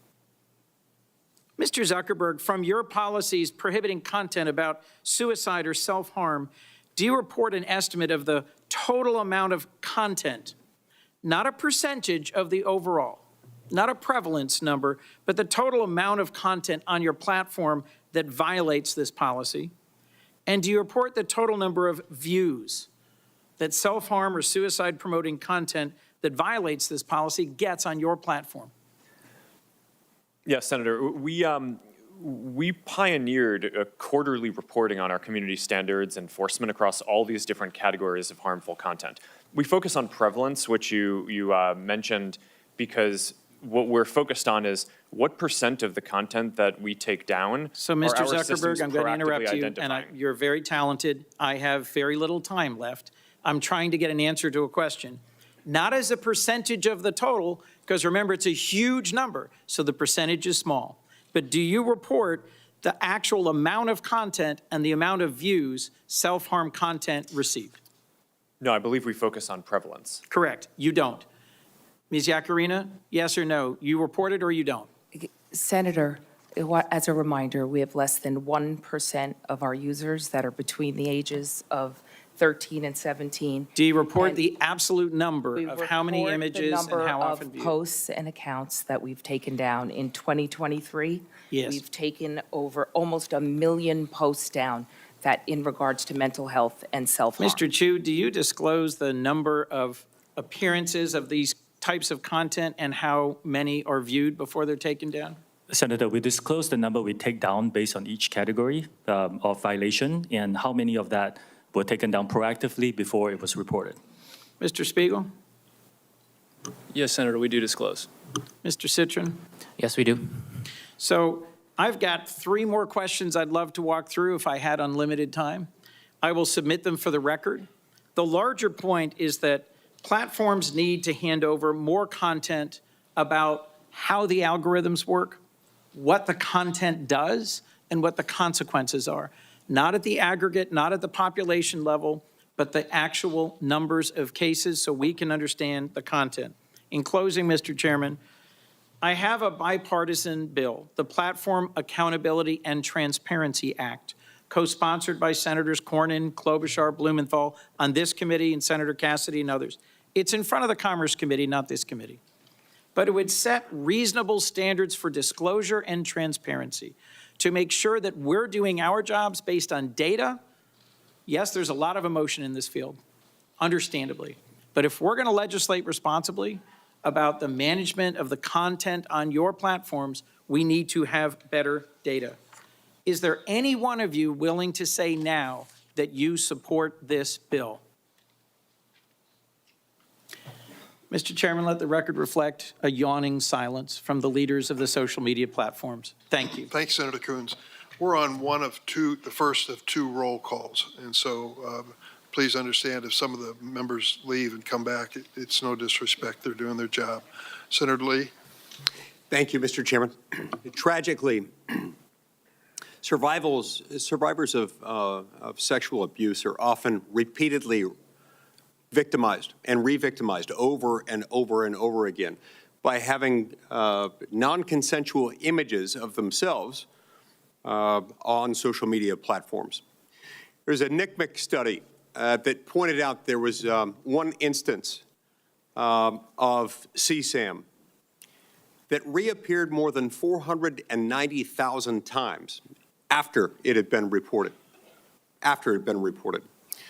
So we need tools in order to deal with this. We need, frankly, laws in order to mandate standards so that this doesn't happen, so that we have a systematic way of getting rid of this stuff, because there is literally no plausible justification, no way of defending this.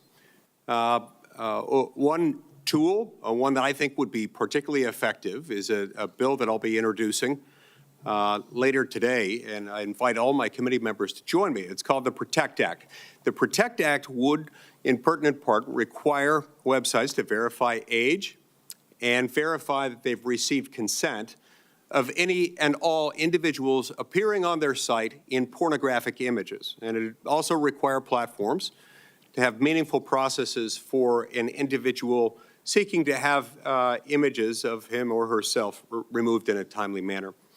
Ms. Iacarino, based on your understanding of existing law, what might it take for a person to have those images removed, say from X? Senator Lee, thank you. It sounds like what you're going to introduce into law in terms of ecosystem-wide and user consent sounds exactly like part of the philosophy of why we're supporting the SHIELD Act, and no one should have to endure non-consensual images being shared online. Yeah, and without that, without laws in place, and it's fantastic anytime a company, as you've described with yours, wants to take those steps, it's very helpful. It can take a lot longer than it should, and sometimes it does, to the point where somebody had images shared 490,000 times after it was reported to the authorities, and that's deeply concerning. But yes, the PROTECT Act would work in tandem with. It's a good complement to the SHIELD Act. Mr. Zuckerberg, let's turn to you next. As you know, I feel strongly about privacy and believe that one of the best protections for an individual's privacy online involves end-to-end encryption. We also know that a great deal of grooming and sharing of CSAM happens to occur on end-to-end encrypted systems. Tell me, does Meta allow juvenile accounts on its platforms to use encrypted messaging services within those apps?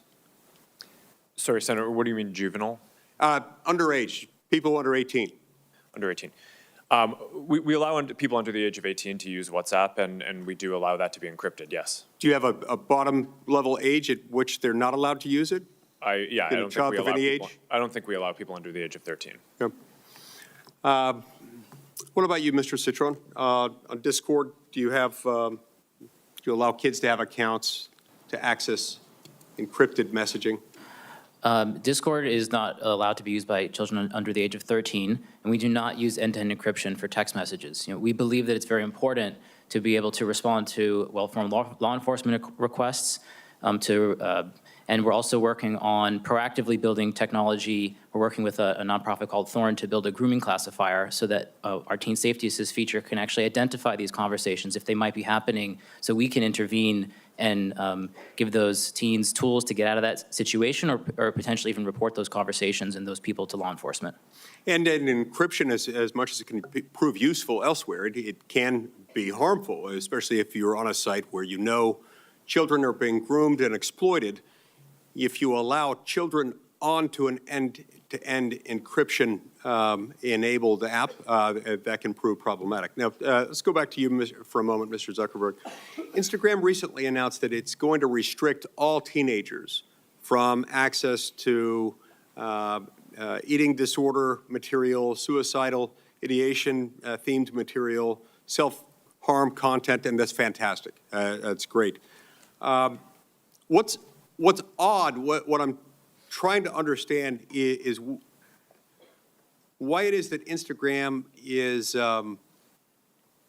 only restricting, it's restricting access to sexually explicit content, but only for teens ages 13 to 15.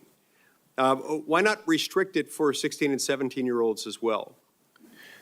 Senator, my understanding is that we don't allow sexually explicit content on the service for people of any age. How is that going? Our prevalence metrics suggest that I think it's 99% or so of the content that we remove, we're able to identify automatically using AI systems. So I think that our efforts in this, while they're not perfect, I think are industry leading. The other thing that you asked about was self-harm content, which is what we recently restricted. And we made that shift. I think the state of the science is shifting a bit. Previously, we believed that when people were thinking about self-harm, it was important for them to be able to express that and get support. And now more of the thinking in the field is that it's just better to not show that content at all, which is why we recently moved to restrict that from showing up for those teens at all. Okay, is there a way for parents to make a request on what their kid can see or not see on your sites? There are a lot of parental controls. I'm not sure if I don't think that we currently have a control around topics, but we do allow parents to control the time that the children are on the site. And also, a lot of it is based on kind of monitoring and understanding what the teen's experience is, what they're interacting with. Mr. Citron, Discord allows pornography on its site. Now, reportedly, 17% of minors who use Discord have had online sexual interactions on your platform, 17%. And 10% had those interactions with someone that the minor believed to be an adult. Do you restrict minors from accessing Discord servers that host pornographic material on them? Senator, yes, we do restrict minors from accessing content that is marked for adults. Discord also does not recommend content to people. Discord is a chat app. We do not have a feed or an algorithm that boosts content. So we allow adults to share content with other adults in adult-labeled spaces, and we do not allow teens to access that content. Okay. I see my time's expired. Thank you. Welcome, everyone. We are here in this hearing because as a collective, your platforms really suck at policing themselves. We hear about it here in Congress with fentanyl and other drug dealing facilitated across platforms. We see it and hear about it here in Congress with harassment and bullying that takes place across your platforms. We see it and hear about it here in Congress with respect to child pornography, sexploitation, and blackmail, and we are sick of it.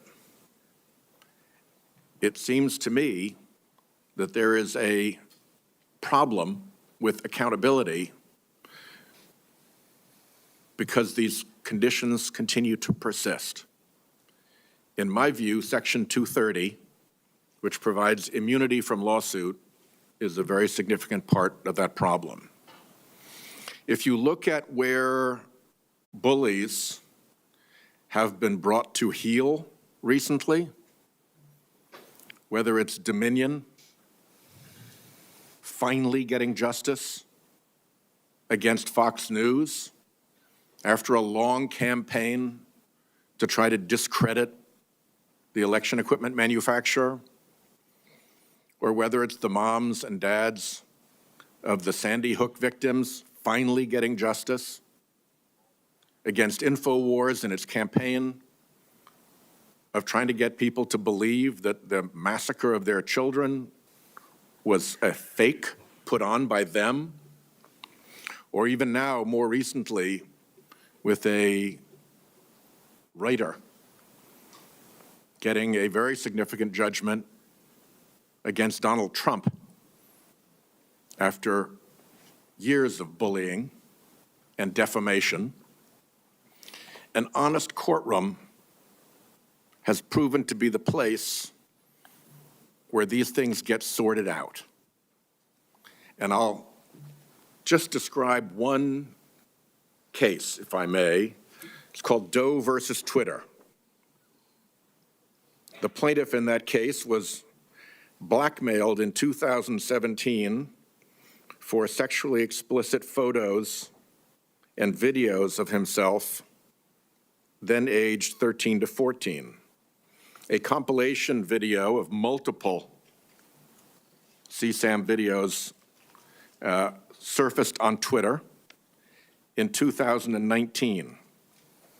A concerned citizen reported that video on December 25th, 2019, Christmas Day. Twitter took no action. The plaintiff, then a minor in high school in 2019, became aware of this video from his classmates in January of 2020.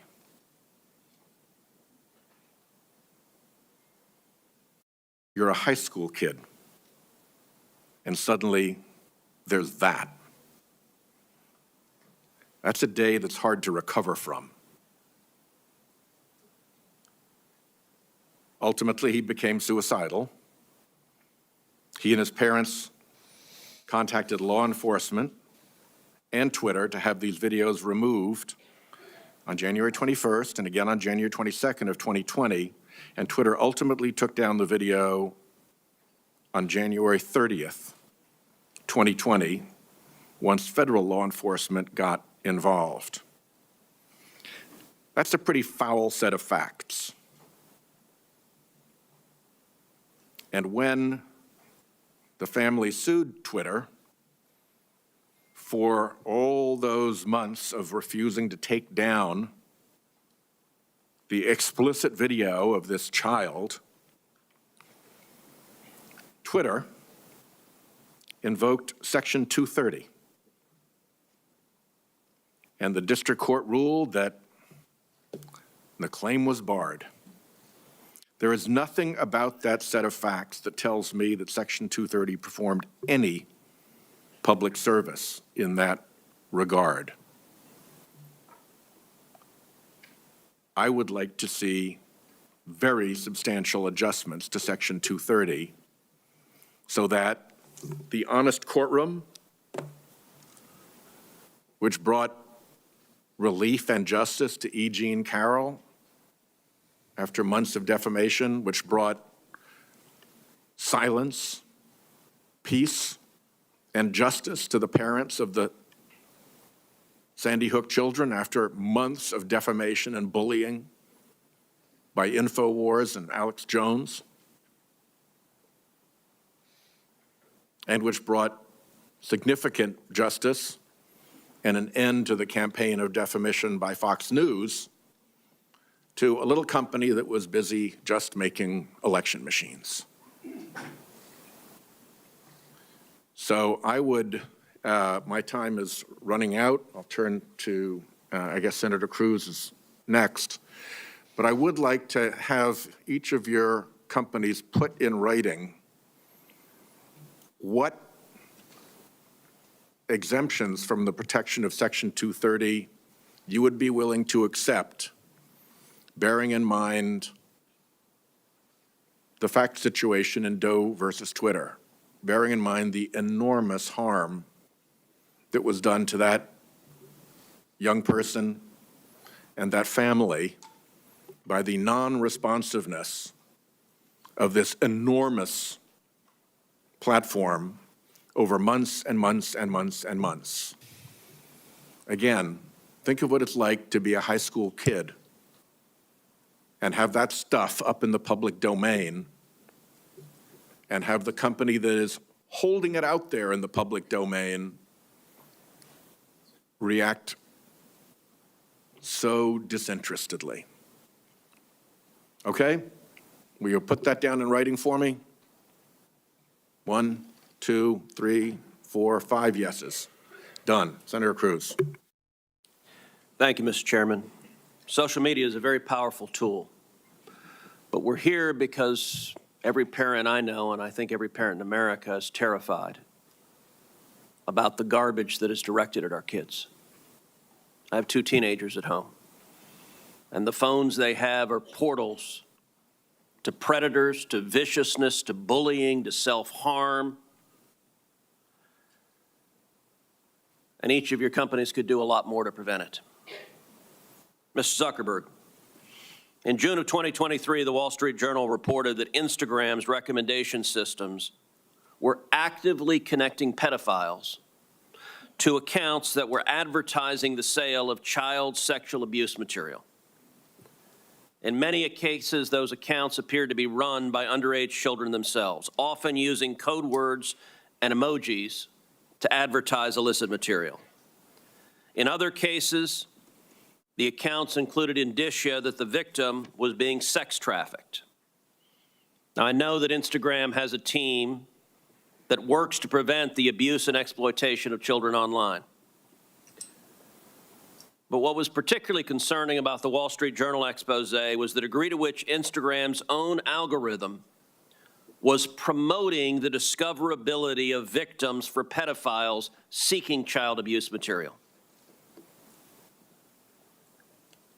In other words, this material wasn't just living on the dark corners of Instagram. Instagram was helping pedophiles find it by promoting graphic hashtags, including hashtag pedwhore and hashtag preteen sex, to potential buyers. Instagram also displayed the following warning screen to individuals who were searching for child abuse material. These results may contain images of child sexual abuse. And then you gave users 2 choices. Get resources or see results anyway. Mr. Zuckerberg, what the hell were you thinking? All right, Senator. The basic science behind that is that when people are searching for something that is problematic, it's often helpful to rather than just blocking it to help direct them towards something that that could be helpful for getting them to get help. In what, And we I also- understand get resources. In what sane universe is there a link for see results anyway? Well, because we might be wrong. We try to trigger this warning, or we tried to, when we think that there's any chance that the results Okay, you might be harmful. wrong. Let me ask you, how many times was this warning screen displayed? I don't know, but the You don't know. Why don't you know? I don't know the answer to that off the top of my head. But Well, you know what, Mr. Zuckerberg? It's interesting you say you don't know it off the top of your head, because I asked it in June of 2023 in an oversight letter, and your company refused to answer. Will you commit right now to within 5 days answering this question for this committee? we'll follow up on that. Is that a yes? Not a will follow up. I know how lawyers write statements saying we're not going to answer. Will you tell us how many times this warning screen was displayed, yes or no? Senator, I'll personally look into it. I'm not sure if we have. Okay, so you're refusing to answer that. Let me ask you this. How many times did an Instagram user who got this warning that you're seeing images of child sexual abuse, how many times did that user click on see results anyway? I want to see that.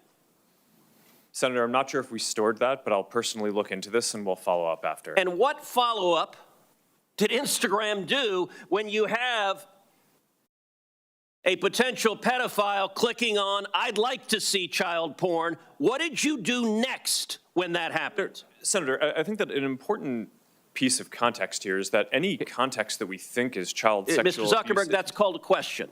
What did you do next when someone clicked, you may be getting child sexual abuse images, and they click see results anyway? What was your next step? You said you might be wrong.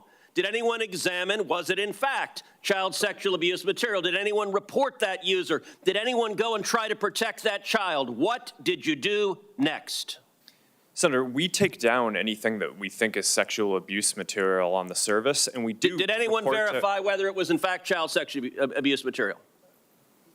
Senator, I don't know if every single search result we're following up on, but did you report the people who wanted it? Senator, do you want me to answer your question? Yeah, I want you to answer the question I'm asking. Did you report the people who click see results anyway? That's probably one of the factors that we use in reporting. And in general, I mean, we've reported more people and done more reports like this to NCMEC, the National Center of Missing and Exploited Children, than any other company in the industry. We proactively go out of our way across our services to do this, and have made, I think it's more than 26 million reports, which is more than the whole rest of the industry combined. So, Mr. Zuckerberg, your company and every social media company needs to do much more to protect children. All right, Mr. Chu, in the next couple of minutes I have, I want to turn to you. You're familiar with China's 2017 national intelligence law, which states, quote, all organizations and citizens shall support, assist, and cooperate with national intelligence efforts in accordance with the law and shall protect national intelligence work secrets they are aware of. Yes, I'm familiar with this. TikTok is owned by ByteDance. Is ByteDance subject to the law? For the Chinese businesses that ByteDance owns, yes, it will be subject to this, but TikTok is not available in mainland China. And Senator, as we talked about in your office, we built Project Texas to put this out of reach. So ByteDance is subject to the law. Now, under this law, which says shall protect national intelligence work secrets they are aware of, it compels people subject to the law to lie, to protect those secrets. Is that correct? I cannot comment on that. What I said again is that we have moved because you it have out to of reach protect those this. secrets? No, Senator, TikTok is not available in mainland China. We have moved the data into an American cloud infrastructure. TikTok is controlled by ByteDance, which is subject to this law. Now, you said earlier, and I wrote this down, we have not been asked for any data by the Chinese government, and we have never provided it. I'm going to tell you, and I told this when you and I met last week in my office, I do not believe you. And I'll tell you, the American people don't either. If you look at what is on TikTok in China, you are promoting to kids science and math videos, educational videos, and you limit the amount of time kids can be on TikTok. In the United States, you are promoting to kids self-harm videos and anti-Israel propaganda. Why is there such a dramatic difference? Senator, that is just not accurate. There's not a difference between what kids see in China and what kids see here? Senator, TikTok is not available in China. It's a separate experience there. What I'm saying is... But you have a company that is essentially the same, except it promotes beneficial materials instead of harmful materials. That is not true. We have a lot of science and math content here on TikTok. There's so much of it. I created a STEM feed for 100 billion views. Let me point to this, Mr. Chu. There was a report recently that compared hashtags on Instagram to hashtags on TikTok, and what trended, and the differences were striking. So, for something like hashtag Taylor Swift or hashtag Trump, researchers found roughly 2 Instagram posts for every 1 on TikTok. That's not a dramatic difference. That difference jumps to 8 to 1 for the hashtag Uyghur. And it jumps to 30 to 1 for the hashtag Tibet. And it jumps to 57 to 1 to the hashtag Tiananmen Square, and it jumps to 174 to 1 for the hashtag Hong Kong protest. Why is it that on Instagram, people can put up a hashtag Hong Kong protest 174 times compared to TikTok? What censorship is TikTok doing at the request of the Chinese government? None. Senator, that analysis explain is that flawed. differential. The analysis is flawed. It's been debunked by other external sources like the Cato Institute. Fundamentally, a few things happen here. Not all videos carry hashtags. That's the first thing. The second thing is that you cannot selectively choose a few words within a certain time Why the period. difference between Taylor Swift and Tiananmen Square? What happened in Tiananmen Square? Senator, there was a massive protest during that time. But what I'm trying to say is our users can freely come and post this Why content. would there be no difference on Taylor Swift, or a minimal difference, and a massive difference on Tiananmen Square or Hong Kong? Senator, could you wrap up, please? Senator, our algorithm does not suppress any content simply based on To it. answer that question, why is there a difference? Like I said, I think this analysis is flawed. You're selectively choosing some words over some periods. We haven't been around as long as other apps. There is an obvious difference. 174 to 1 for Hong Kong compared to Taylor Swift is dramatic. Senator Blumenauer. Thanks, Mr. Chairman. Mr. Zuckerberg. Blumenthal, I'm sorry. Thank you. I know both of them. That was good enough. Mr. Zuckerberg, you know who Antigone Davis is, correct? Yes. She's one of your top leaders. In September of 2021, she was global head of safety, correct? Yes. And you know that she came before a subcommittee of the Commerce Committee that I chaired at the time, Subcommittee on Consumer Protection, correct? Yes. And she was testifying on behalf of Facebook, right? Meta, but yes. It was then Facebook, but Meta now. And she told us, and I'm quoting, Facebook is committed to building better products for young people and to doing everything we can to protect their privacy, safety, and well-being on our platforms. And she also said, kids' safety is an area where, quote, we are investing heavily, end quote. We now know that statement was untrue. We know it from an internal email that we have received. It's an email written by Nick Clegg. You know who he is, correct? Yes. He was Meta's president of global affairs. And he wrote a memo to you, which you received, correct? It was written to you. So I can't see the email, but sure, I'll assume that you got that correct. And he summarized Facebook's problems. He said, quote, we are not on track to succeed for our core well-being topics. Problematic use, bullying and harassment, connections, and SSI, meaning suicidal self-injury. He said also in another memo, quote, we need to do more and we are being held back by a lack of investment.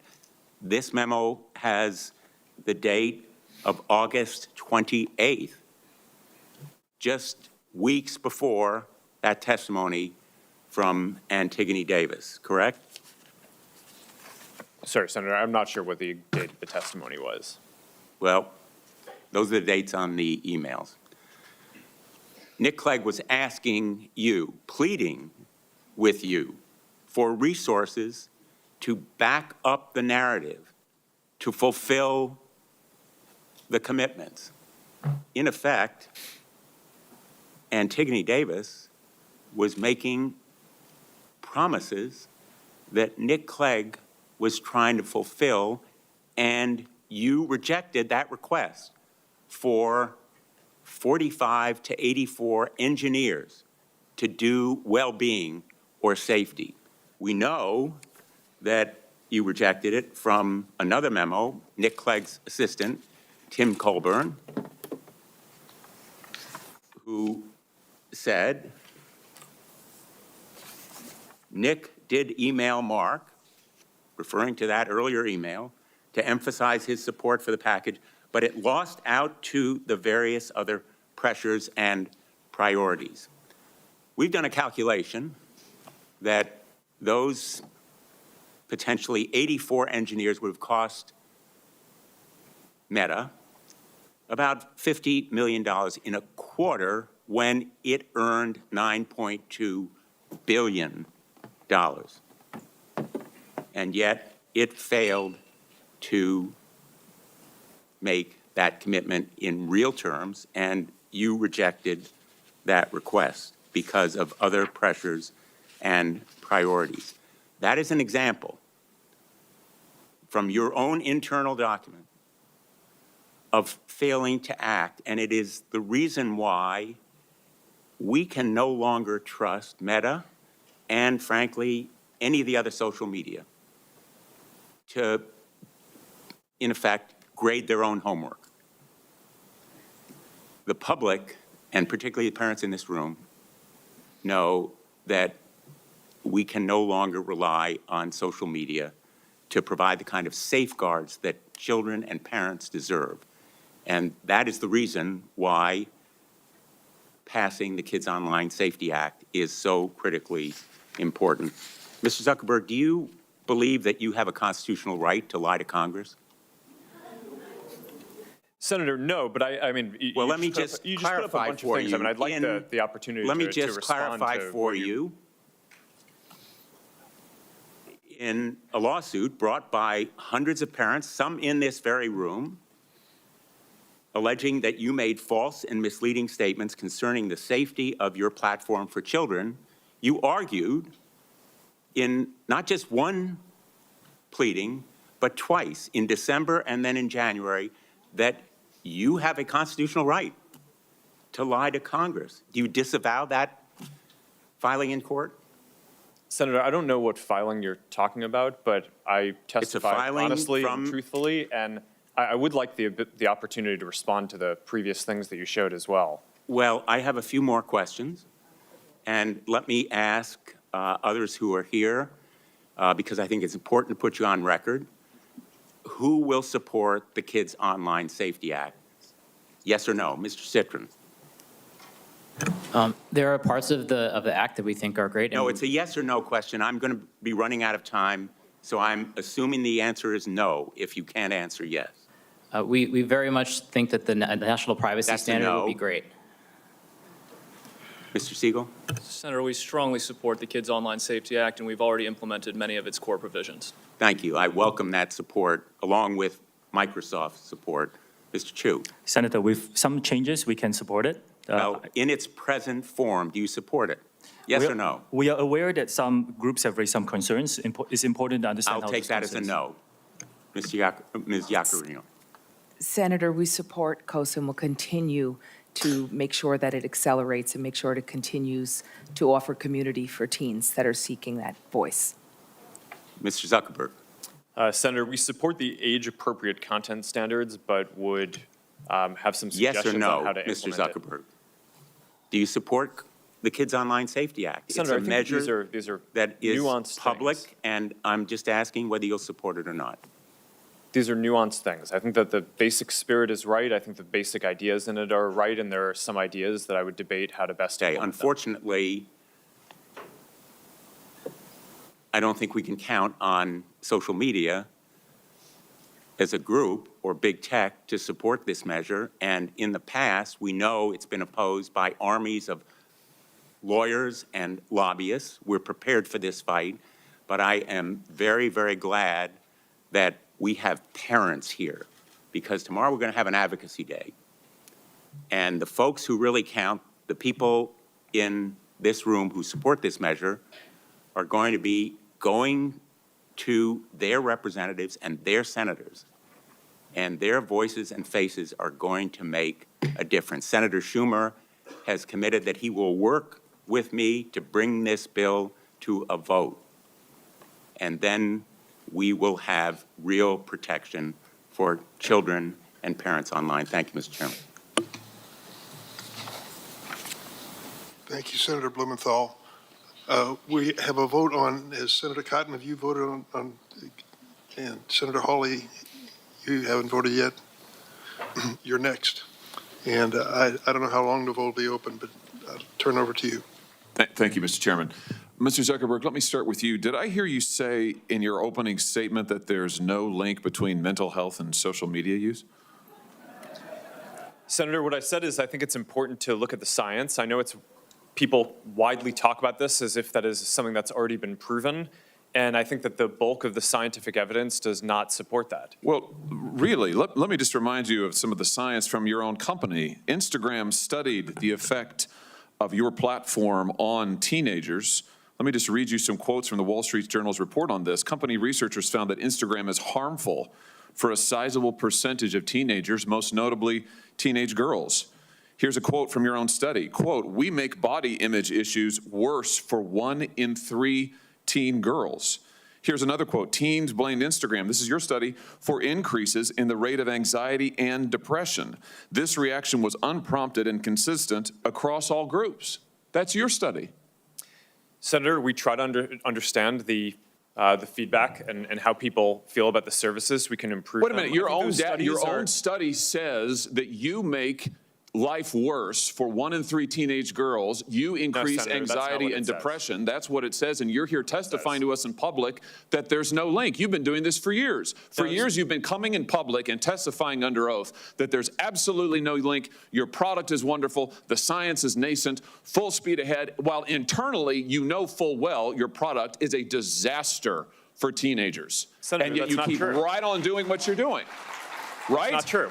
That's not true. Let me show you some other facts I know that you're familiar with. Wait a minute. That's not a question. That's not a question. Those are facts, Mr. Zuckerberg. That's not a question. Those aren't facts. Let me show you some more facts.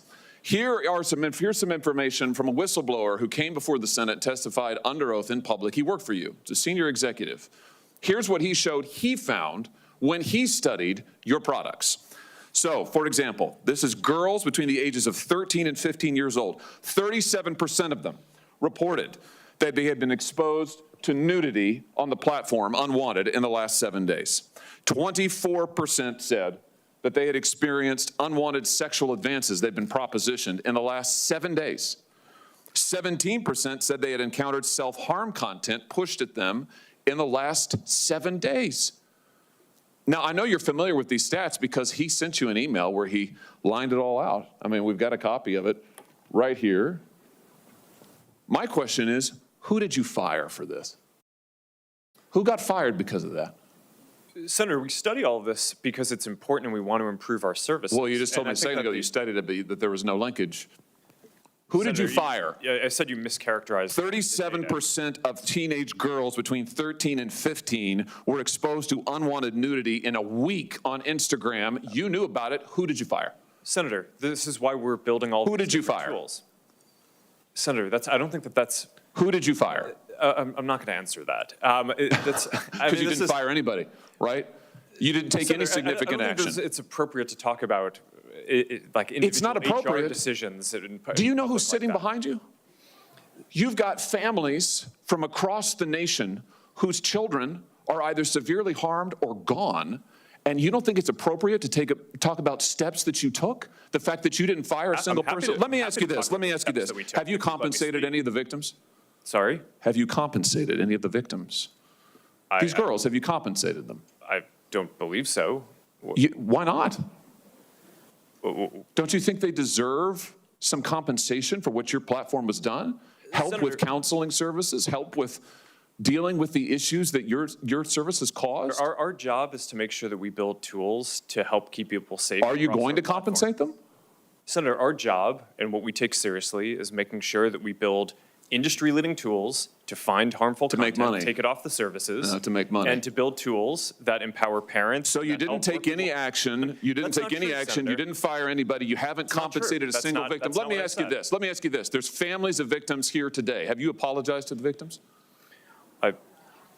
Would you like to do so now? Well, they're here, you're on national television. Would you like now to apologize to the victims who have been harmed by your product? Show them the pictures. Would you like to apologize for what you've done to these good people? I'm sorry for everything that you've all been through. It's terrible. No one should have to go through the things that your families have suffered. And this is why we invested so much and are going to continue doing industry-leading efforts to make sure that no one has to go through the types of things that your families have had to suffer. You know, why, Mr. Zuckerberg, why should your company not be sued for this? Why is it that you can claim, you hide behind a liability shield, you can't be held accountable? Shouldn't you be held accountable personally? Will you take personal responsibility? Senator, I think I've already answered this. I mean, these Well, are try serious this again. issues. Will you take personal responsibility? Senator, I view my job and the job of our company as building the best tools that we can to keep our community safe. Well, you're failing at that.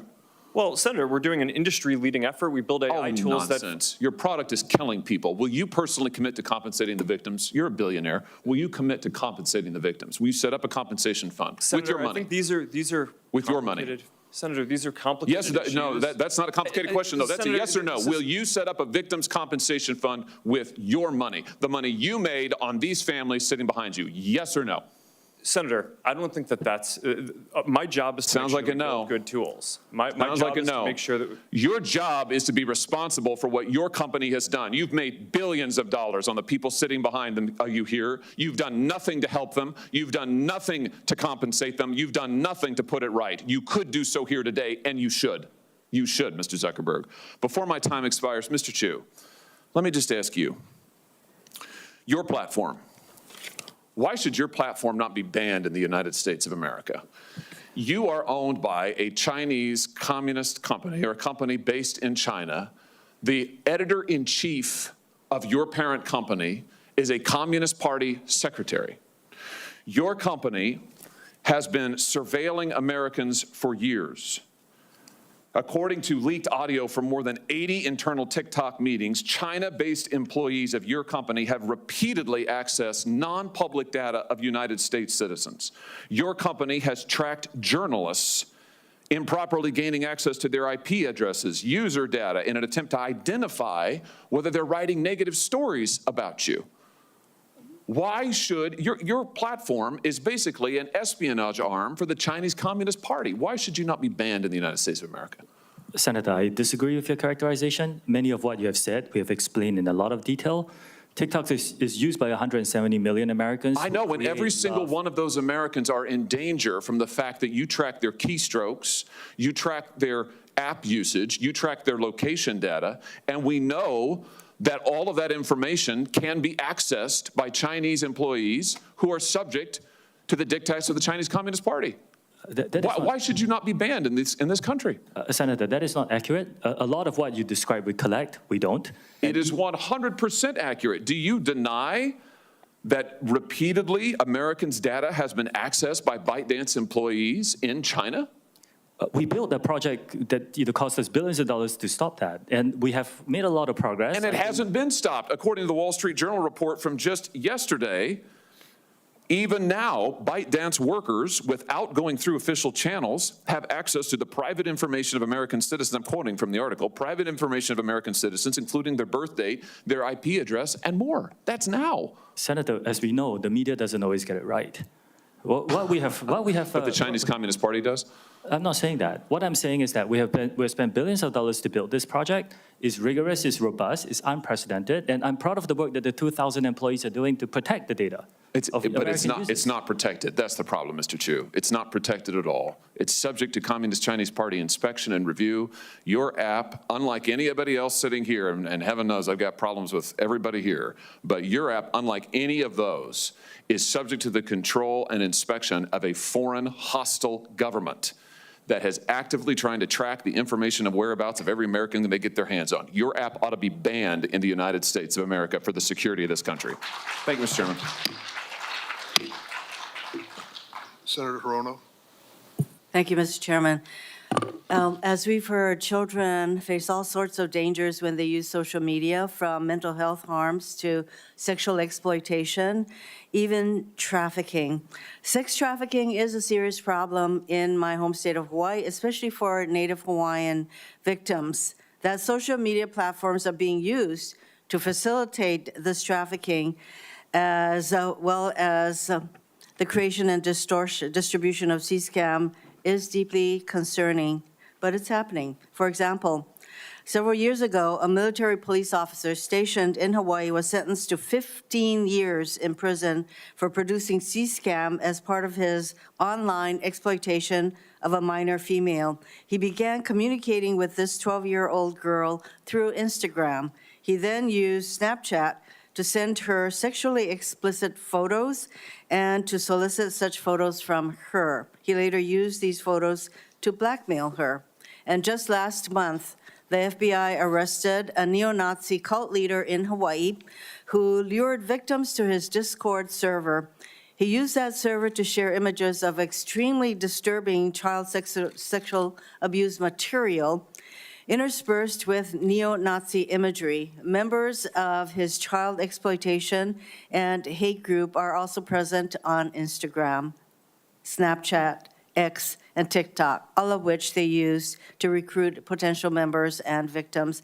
In many cases, including the ones I just mentioned, your companies played a role in helping law enforcement investigate these offenders. But by the time of the investigation, so much damage had already been done. This hearing is about how to keep children safe online, and we've listened to all of your testimony, to seemingly impressive safeguards for young users. You try to limit the time that they spend. You require parental consent. You have all of these tools, yet trafficking and exploitation of minors online and on your platforms continues to be rampant. Nearly all of your companies make your money through advertising, specifically by selling the attention of your users. Your product is your users. As a Meta product designer wrote in an email, quote, "Young ones are the best ones. You want to bring people to your service young and early," end quote. In other words, hook them early. Research published last month by Harvard School of Public Health estimates that Snap makes an astounding 41% of its revenues by addressing to users under 18. With TikTok, it's 35%. 7 of the 10 largest Discord servers, attracting many paying users, are for games used primarily by teens, by children. All this is to say that social media companies, yours and others, make money by attracting kids to your platforms. But ensuring safety doesn't make money, it costs money.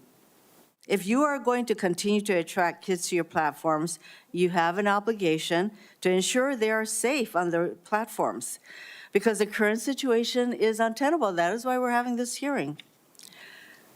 But to ensure safety for our children, that costs money. Your companies cannot continue to profit off young users, only to look the other way when those users, our children, are harmed online. We've had a lot of comments about Section 230 protections. And I think we are definitely heading in that direction. And some of the 5 bills that we have already passed out of this committee talks about limiting the liability protections for you. Last November, this is for Mr. Zuckerberg. Last November, the Privacy Technology Subcommittee heard testimony from Arturo Behar in response to one of my questions about how to ensure that social media companies focus more on child safety. He said, and I am paraphrasing a little bit, Mr. Bihar said, what will change their behavior is at the moment that Mark Zuckerberg declares earnings, and these earnings have to be declared to the SEC. So he has to say, last quarter we made $34 billion, and the next thing he has to say is how many teens experienced unwanted sexual advances on his platform. Mr. Zuckerberg, will you commit to reporting measurable child safety data on your quarterly earnings reports and calls? Senator, it's a good question. We actually already have a quarterly report that we issue and do a call to answer questions for how we're enforcing our community standards. That includes not just the child safety issues and metrics. So is that a yes? We have a separate call that we do this on, but we've led But the I think industry. that you have to report your earnings to the SEC. Will you report to them this kind of data, and by numbers, by the way, because Senator Coons said, and others have said, percentages don't really tell the full story.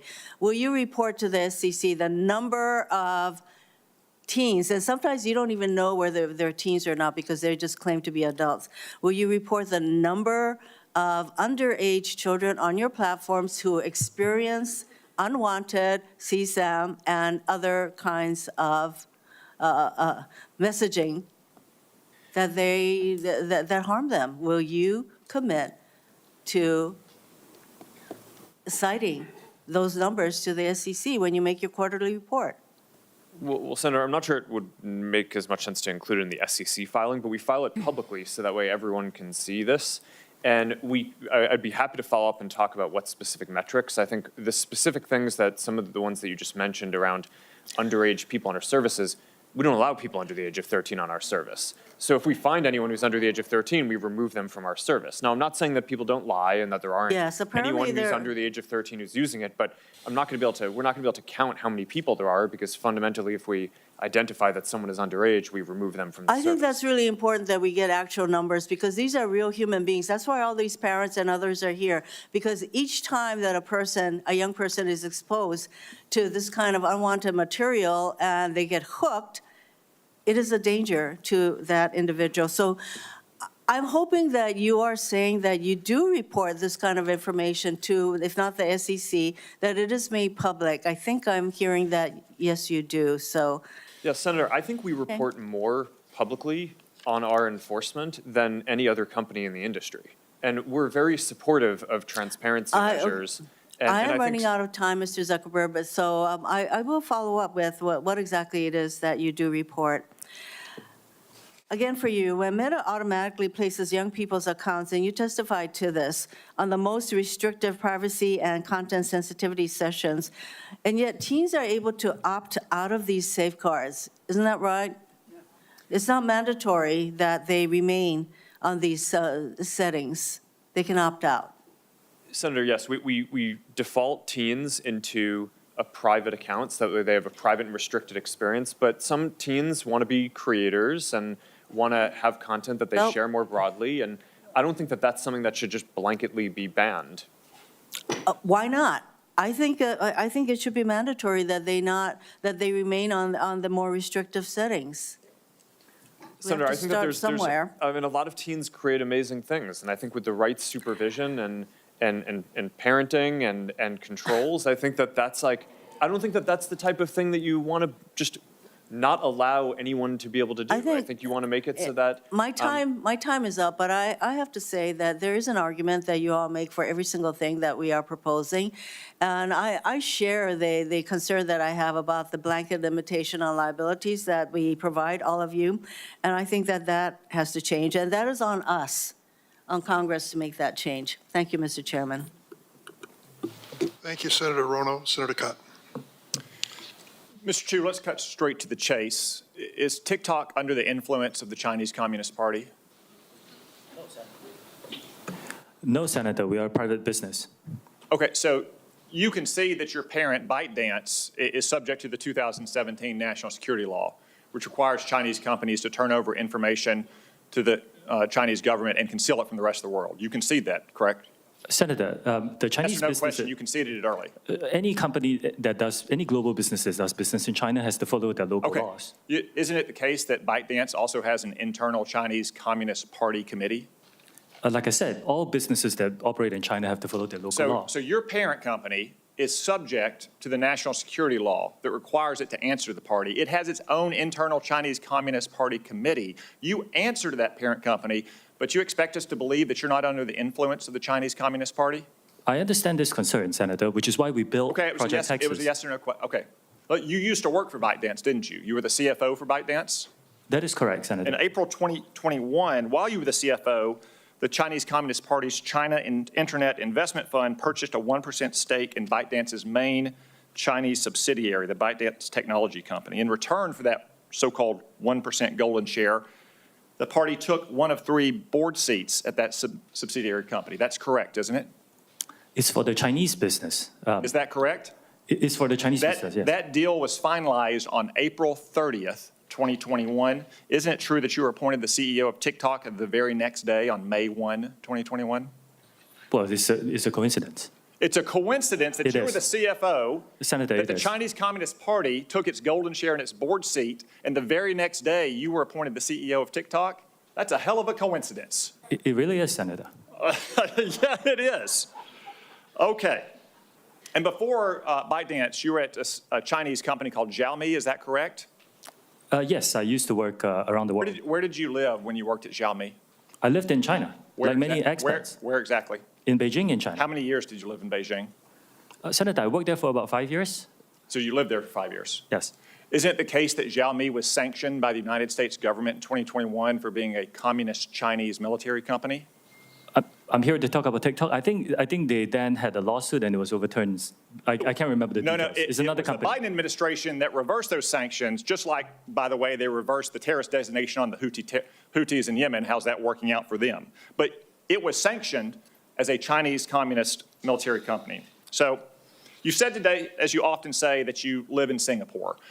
Of what nation are you a citizen? Singapore. Are you a citizen of any other nation? No, Senator. Have you ever applied for Chinese citizenship? Senator, I served my nation in Singapore. No, I did not.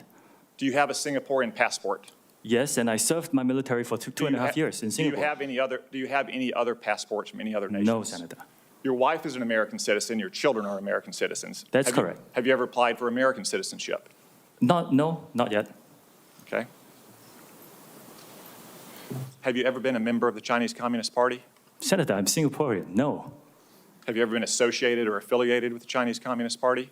No, Senator. Again, I'm Singaporean. Let me ask you some hopefully simple questions. You said earlier, in response to a question, that what happened at Tiananmen Square in June of 1989 was a massive protest. Did anything else happen in Tiananmen Square? Yes, I think it's well documented. There was a massacre. There was the indiscriminate slaughter of hundreds or thousands of Chinese citizens. Do you agree with the Trump administration and the Biden administration that the Chinese government is committing genocide against the Uyghur people?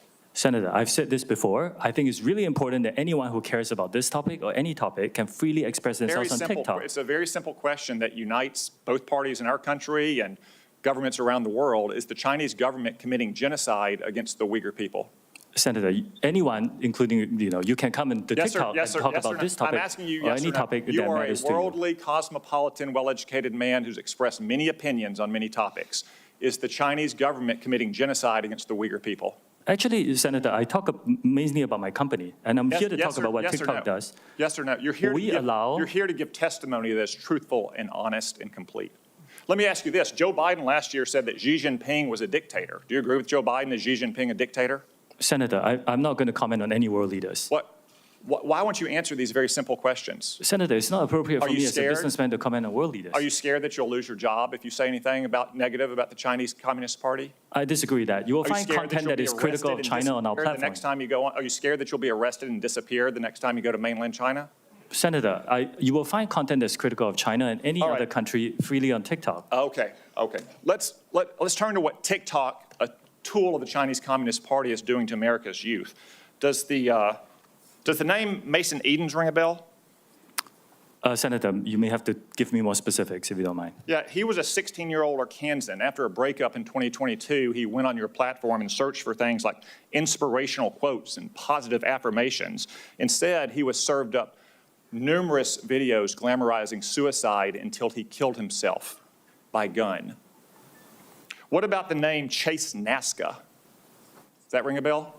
Would you mind giving me more details, please? He was a 16-year-old who saw more than 1,000 videos on your platform about violence and suicide until he took his own life by stepping in front of a plane or train. Are you aware that his parents, Dean and Michelle, are suing TikTok and ByteDance for pushing their son to take his own life? Yes, I'm aware of that. Okay. Finally, Mr. Chu, has the Federal Trade Commission sued TikTok during the Biden administration? Senator, I cannot talk about whether there's any Are you ongoing... currently being sued by the Federal Trade Commission? Senator, I cannot talk about any potential lawsuits. I didn't say whether they happen or potential, not. actual. Are you being sued by the Federal Trade Commission? Senator, I think I've given you my answer. I cannot Answer talk is about. no. Ms. Yacarino's company is being sued, I believe. Mr. Zuckerberg's company is being sued, I believe. Yet TikTok, the agent of the Chinese Communist Party, is not being sued by the Biden administration. Are you familiar with the name Christina Kafara? You may have to give me more details. Christina Senator. Kafara was a paid advisor to ByteDance, your communist-influenced parent company. She was then hired by the Biden FTC to advise on how to sue Mr. Zuckerberg's company. Senator, ByteDance is a global company and not a Chinese Communist company. It's owned by global investors. Public reports indicate that your lobbyist visited the White House more than 40 times in 2022. How many times did your company's lobbyist visit the White House last year? I don't know that, Senator. Are you aware that the Biden campaign and the Democratic National Committee is on your platform? They have TikTok accounts? Senator, we encourage people to come on Which, to create by the way, organic, authentic content. they won't let their staffers use their personal phones. They give them separate phones that they only use TikTok on. We encourage everyone to join, including yourself, Senator. So all these companies are being sued by the FTC. You're not. The FTC has a former paid advisor, your parent, talking about how they can sue Mr. Zuckerberg's company. Joe Biden's reelection campaign, the Democratic National Committee, is on your platform. Let me ask you, have you or anyone else at TikTok communicated with or coordinated with the Biden administration, the Biden campaign, or the Democratic National Committee to influence the flow of information on your platform? We work with any creators who want to use our campaign. It's all the same process that we have. So what we have here, we have a company that's a tool of the Chinese Communist Party that is poisoning the minds of America's children, in some cases driving them to suicide, and that at best the Biden administration is taking a pass on, at worst maybe in collaboration with. Thank you, Mr. Chu. Thank you, Senator Cotton. So we're going to take a break now. We're on the second roll call. Members can take advantage of it if they wish. The break will last about 10 minutes. Please do your best to return. Yes, of course. Are you trying to go through this? We're going to meet some families. Got it. Okay. I think these guys are also coming this way. Just FYI. Excuse us. Sorry. Excuse us. Watch your step. I'm employed by Santa Clarita, California. Just watch your step there. Just watch your step there. Thank you. Just watch your step. Snapchat is the largest drug trafficking organization in the United States of America, and nobody is talking about that. I'm not kidding you either. Snapchat is the largest drug trafficking organization in the United States of America. I'm Hispanic, and a lot of my Hispanic friends are being misused by parents. Killing non-addicted children who are using social media. I do presentations to school. I give presentations about documentary. Yeah, that's true. I only got a fan in the room because we feel that we have been abandoned. But this right here, what you guys have right now, I'm very passionate about this happens.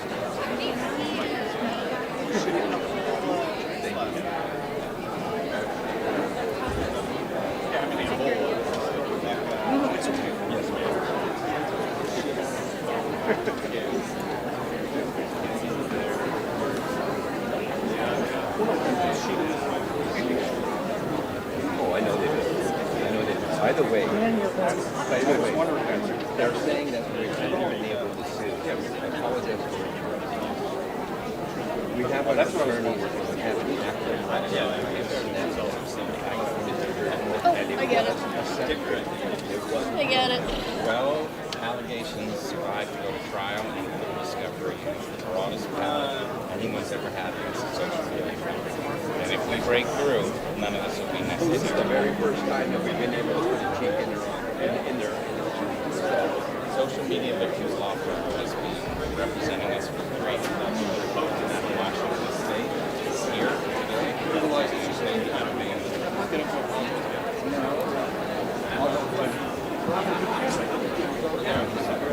Can I tell you about a law named after our son that's going through the House, and I'd love for a sponsor in the Senate? It's called Sammy's Law. It requires third-party safety software for any platform of children. That lets parents start parenting their children.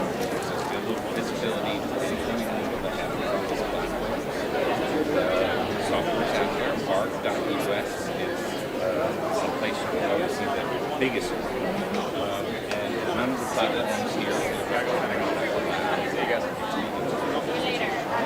speak about that. When our son died, and he said data privacy is why they're not allowed. It's so bad. They're worried that the data that they sell to advertisers will suddenly be hacked. So we wrote Sammy's Law with that, and outing LGBTQ kids. What he's supposed to do is point out illegal dangerous activity to parents, send you an email, let you know right away that something's happened. I could have gone in and interrupted the drug deal that killed his son. I think he wants outside. But hey, Mark. 16 and a half years old, and I found him dead in bed, non-addicted to drugs, wanted to go to Kent State to become a software engineer. And he suffered from ADHD, severe depression, very high pandemic. And he reached out to a drug dealer on Snapchat, bought what he thought was blue and $30. He didn't have that. And he later died in Los Angeles. This is my very organized organization for social media safety. And he wrote Sammy's Law, and he is by parents' right on law. And you're the council, we're the student council.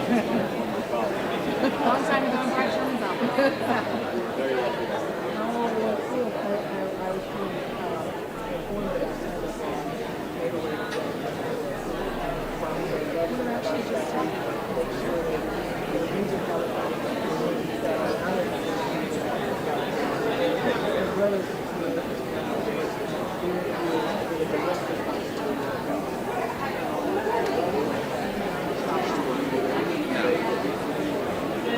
Yeah, we're absolutely here. I'll share all of our legislative proposals with newscast. And we have sammyslaw.org, a website that spells it all out. Just via PDFs. Bipartisan, no apostrophe, just Sammy's Law. And we're running proposals in Sacramento too.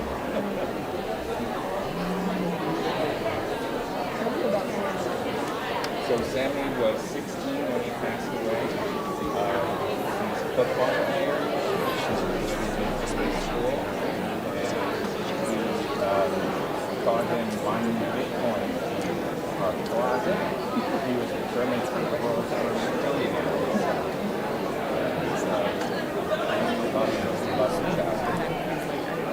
He was nice. It was decent. He was he had more friends in his girls. Right. He had more friends than girls than his boys because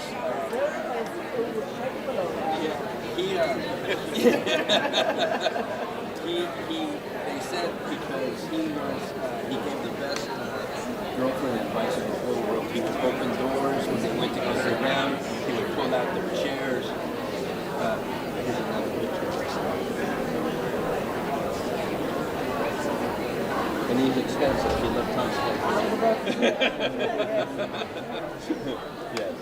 But we've been going all through Los Angeles County. We've been working, I worked with Los Angeles Police Department as well. I've been up here in Indiana. I testified in Congress and in the Senate. I came here also, my organization, I gave presentations to customers because it's important that they see what's happening, but they don't see the faces of the people who are being impacted. So when they see our presentations, I've had messages saying the drug administration yesterday, special operations team, I was in about 125 agents we had in the team. They're very empathetic. They're at Long Beach. But this is, fentanyl is the first time in the history of the United States that a drug, I call it a poison, does not discriminate your race, doesn't discriminate color, it doesn't discriminate your religion, it doesn't discriminate your socioeconomic status. It's taking everybody. And the propagation of these drugs in social media apps like Snapchat is also a good friend of ours. She was the one who first contacted us. Her name is Gretchen Team. Oh, this is our attorney too. Hello. This is the man. Very good to see you. He's the man that's going to change this whole. Thank you. They really tried to do something here. We're most accomplished. We are. We've had some great rulings in this line.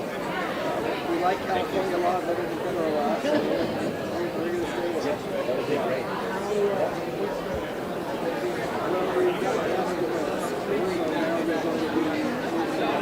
You saw these guys. These guys from San Diego, California. He was alive when they had the shooting there. 3 kids died. I knew Long Beach, California. I had a phone call with Spiegel after my son died, and I asked him his operation. The only thing he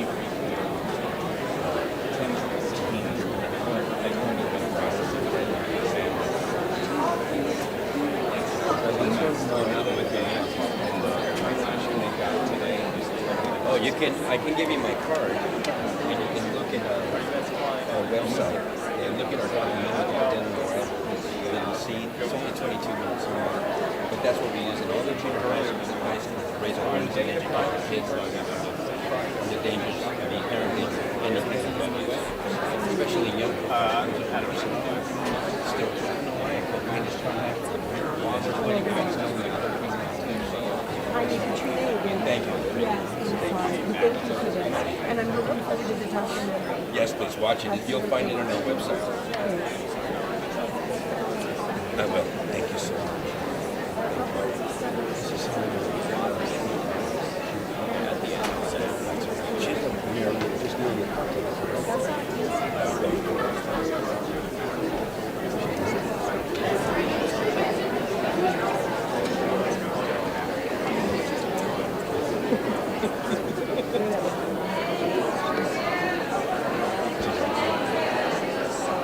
Can we get a picture? Yeah, we were just going to see if we want to see if we're about to read. Yes, please.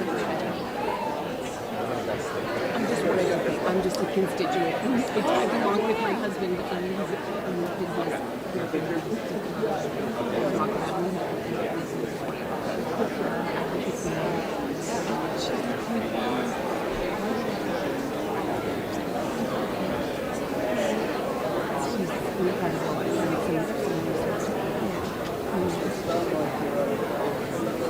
Well, she'll continue to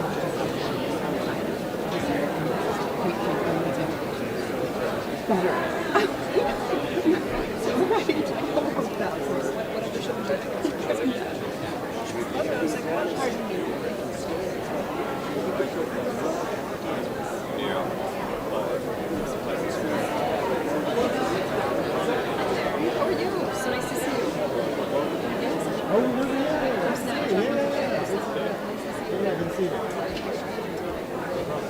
I do too.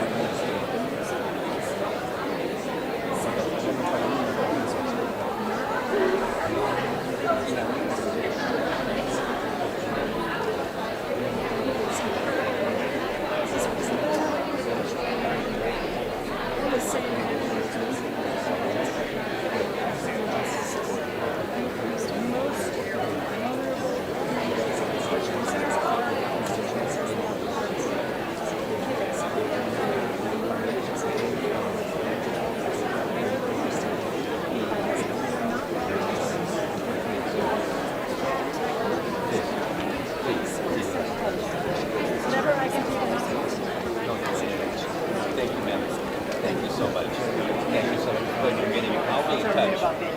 Yes, thank you. Thank you, sir. Thank you so much. Justin, wait here.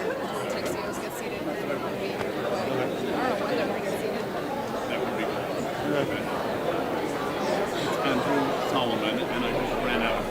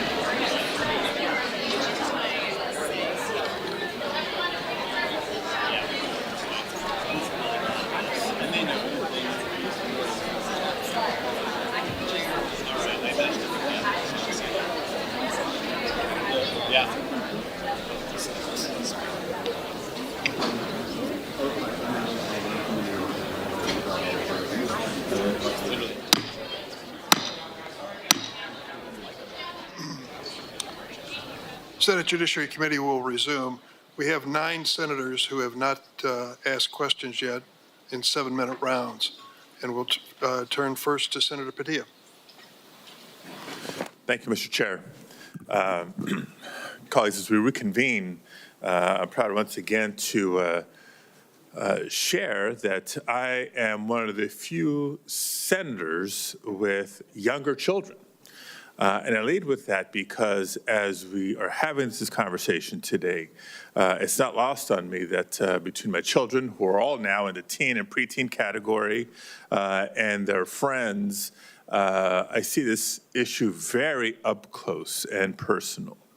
And in that spirit, I want to take a second to just acknowledge and thank all the parents who are in the audience today, many of whom have shared their stories with our offices, and I credit them for finding strength through their suffering, through their struggle, and channeling that into the advocacy that is making a difference. I thank all of you. Now, I appreciate, again, personally, the challenges that parents and caretakers, school personnel, and others face in helping our young people navigate this world of social media and technology in general. Now, the services our children are growing up with provide them unrivaled access to information. I mean, this is beyond what previous generations have experienced. And that includes learning opportunities, socialization, and much, much more. But we also clearly have a lot of work to do to better protect our children from the predators and predatory behavior that these technologies have enabled. And yes, Mr. Zuckerberg, that includes exacerbating the mental health crisis in America. Nearly all teens, we know, have access to smartphones and the internet and use the internet daily. And while guardians do have primary responsibility for caring for our children, the old adage says it takes a village. And so society as a whole, including leaders in the tech industry, must prioritize the health and safety of our children. Now, dive into my questions now and be specific, platform by platform, witness by witness, on the topic of some of the parental tools you have each made reference to. Mr. Citron, how many minors are on Discord, and how many of them have caretakers that have adopted your family center tool? And if you don't have the numbers, just say that quickly and provide that to our office. We can follow up with you on that. How have you ensured that young people and their guardians are aware of the tools that you offer? We make it very clear to teens on our platform what tools are available, and our Teen Safety Assist is enabled by default. What specifically do you do? What may be clear to you is not clear to the general public. So what do you do, in your opinion, to make it very clear?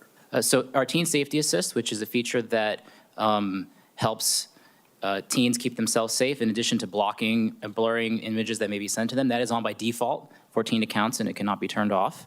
We also have, we market and to our teen users directly on our platform. We launched our Family Center. We create a promotional video. We put it directly on our product. So when every teen opened the app, in fact, every user opened the app, they got an alert like, hey, Discord has this, they want you to use it. Thank you. Look forward to the data that we're requesting from Mr. Zuckerberg. Across all of Meta services, from Instagram, Facebook, Messenger, and Horizon, how many minors use your applications? And of those minors, how many have a caretaker that has adopted the parental supervision tools that you offer? Sorry, I can follow up with the specific stats on that. Okay, it would be very helpful, not just for us to know, but for you to know as the leader of your company. And how, same question, how are you ensuring that young people and their guardians are aware of the tools that you offer? We run pretty extensive ad campaigns, both on our platforms and outside. We work with creators and organizations like Girl Scouts to make sure that this is broadly, that there's broad awareness of the tools. Okay.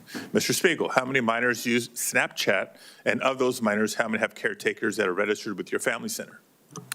Senator, I believe approximately, in the United States, there are approximately 20 million teenage users of Snapchat. I believe approximately 200,000 parents use Family Center, and about 400,000 teens have linked their account to their parents using Family Center. So 200,000, 400,000 sounds like a big number, but small in percentage of the minors using Snapchat. What are you doing to ensure that young people and their guardians are aware of the tools you offer? Senator, we create a banner for Family Center on the user's profile so that accounts we believe may be of the age that they could be parents can see the entry point into Family Center easily. Okay. Mr. Chu, how many minors are on TikTok, and how many of them have a caregiver that uses your family tools? Senator, I need to get back to you on the specific numbers, but we were one of the first platforms to give what we call family pairing to parents. You go to settings, you turn on the QR code, your teenager's QR code and yours, you scan it. And what it allows you to do is you can set screen time limits. You can filter out some keywords. You can turn on a more restricted mode. And we're always talking to parents. I met a group of parents and teenagers and high school teachers last week to talk about what more we can provide in the family pairing mode. Ms. Yacarino, how many minors use X, and are you planning to implement safety measures or guidance for caretakers like your peer companies have? Thank you, Senator. Less than 1% of all U.S. users are between the ages of 13 and 17. Less than 1% of how many? Of 90 million U.S. users. Okay, so still hundreds of thousands. Continue. Yes, and every single one is very important. Being a 14-month-old company, we have reprioritized child protection and safety measures, and we have just begun to talk about and discuss how we can enhance those with parental controls. Okay. Let me continue with a follow-up question for Mr. Citron. In addition to keeping parents informed about the nature of various internet services, there's a lot more we obviously need to do. For today's purposes, while many companies offer a broad range of quote-unquote user empowerment tools, it's helpful to understand whether young people even find these tools helpful. So appreciate you sharing your Teen Safety Assist and the tools and how you're advertising it, but have you conducted any assessments of how these features are impacting minors' use of your platform? Our intention is to give teens tools, capabilities that they can use to keep themselves safe, and also so our teams can help keep teens safe. We recently launched Teen Safety Assist last year, and I do not have a study off the top of my head, but we'd be happy to follow up with you on that. Okay. My time is up. I'll have follow-up questions for each of you, either in the second round or through statements for the record on a similar assessment of the tools that you've proposed. Thank you, Mr. Chair. Thank you, Senator Padilla. Senator Kennedy. Thank you all for being here. Mr. Spiegel, I see you hiding down there. What does yada, yada, yada mean? I'm not familiar with the term, Senator. Very uncool. Can we agree that what you do, not what you say, what you do is what you believe and everything else is just cottage cheese? Yes, Senator. You agree with that? Speak up. Don't be shy. I've listened to you today. I've heard a lot of yada, yada, yadaing. And I've heard you talk about the reforms you've made, and I appreciate them. And I've heard you talk about the reforms you're going to make. But I don't think you're going to solve the problem. I think Congress is going to have to help you. I think the reforms you're talking about to some extent are going to be like putting paint on rotten wood. And I'm not sure you're going to support this legislation. I'm not. The fact is that you and some of your internet colleagues who are not here are no longer, you're not companies, you're countries. You're very, very powerful. And you and some of your colleagues who are not here have blocked everything we have tried to do in terms of reasonable regulation. Everything from privacy to child exploitation. And in fact, we have a new definition of recession. A recession is when, we know we're in a recession when Google has to lay off 25 members of Congress. That's what we're down to. We're also down to this fact that your platforms are hurting children. I'm not saying they're not doing some good things, but they're hurting children. And I know how to count votes, and if this bill comes to the floor of the United States Senate, it will pass. What we're going to have to do, and I say this with all the respect I can muster, is convince my good friend Senator Schumer to go to Amazon, buy a spine online, and bring this bill to the Senate floor. And the House will then pass it. Now, that's one person's opinion. I may be wrong, but I doubt it. Mr. Zuckerberg, let me ask you a couple of questions. I might wax a little philosophical here. I have to hand it to you. You have convinced over 2 billion people to give up all of their personal information, every bit of it, in exchange for getting to see what their high school friends had for dinner Saturday night. That's pretty much your business model, isn't it? It's not how I would characterize it. I mean, we give people the ability to connect with the people they care about and to engage with the topics that they care about. And you take this information, this abundance of personal information, and then you develop algorithms to punch people's hot buttons, and send and steer to them information that punches their hot buttons again and again and again to keep them coming back and to keep them staying longer. And as a result, your users see only one side of an issue. And so, to some extent, your platform has become a killing field for the truth, hasn't it? I mean, Senator, I disagree with that characterization. We build ranking and recommendations because people have a lot of friends and a lot of interests, and they want to make sure that they see the content that's relevant to them. We're trying to make a product that's useful to people and make our services as helpful as possible for people to connect with the people they care about and the interests they care about. But you don't That's what we show do. them both sides. You don't give them balanced information. You just keep punching their hot buttons, punching their hot buttons. You don't show them balanced information so people can discern the truth for themselves. And you rev them up so much that so often your platform and others becomes just cesspools of snark where nobody learns anything, don't they? Well, Senator, I disagree with that. I think people can engage in the things that they're interested in and learn quite a bit about those. We have done a handful of different experiments and things in the past around news and trying to show content on a diverse set of perspectives. I think that there's more that needs to be explored there, but I don't think that we can solve that by ourselves. One of the things that I saw. I'm sorry to cut you off, Mr. President, but I'm going to run out of time. Do you think your users really understand what they're giving to you, all of their personal information, and how you process it and how you monetize it? Do you think people really understand? Senator, I think people understand the basic terms. I mean, I think that there's. I actually think that a lot of people overestimate how much information there is that we have. We've spent a couple of years since we talked about this. Does your user agreement still suck? I'm not sure how to answer that, Senator. Can you still hide a dead body and all that legalese where nobody can find it? Senator, I'm not quite sure what you're referring to, but I think people get the basic deal of using these services. It's a free service. You're using it to connect with the people you care about.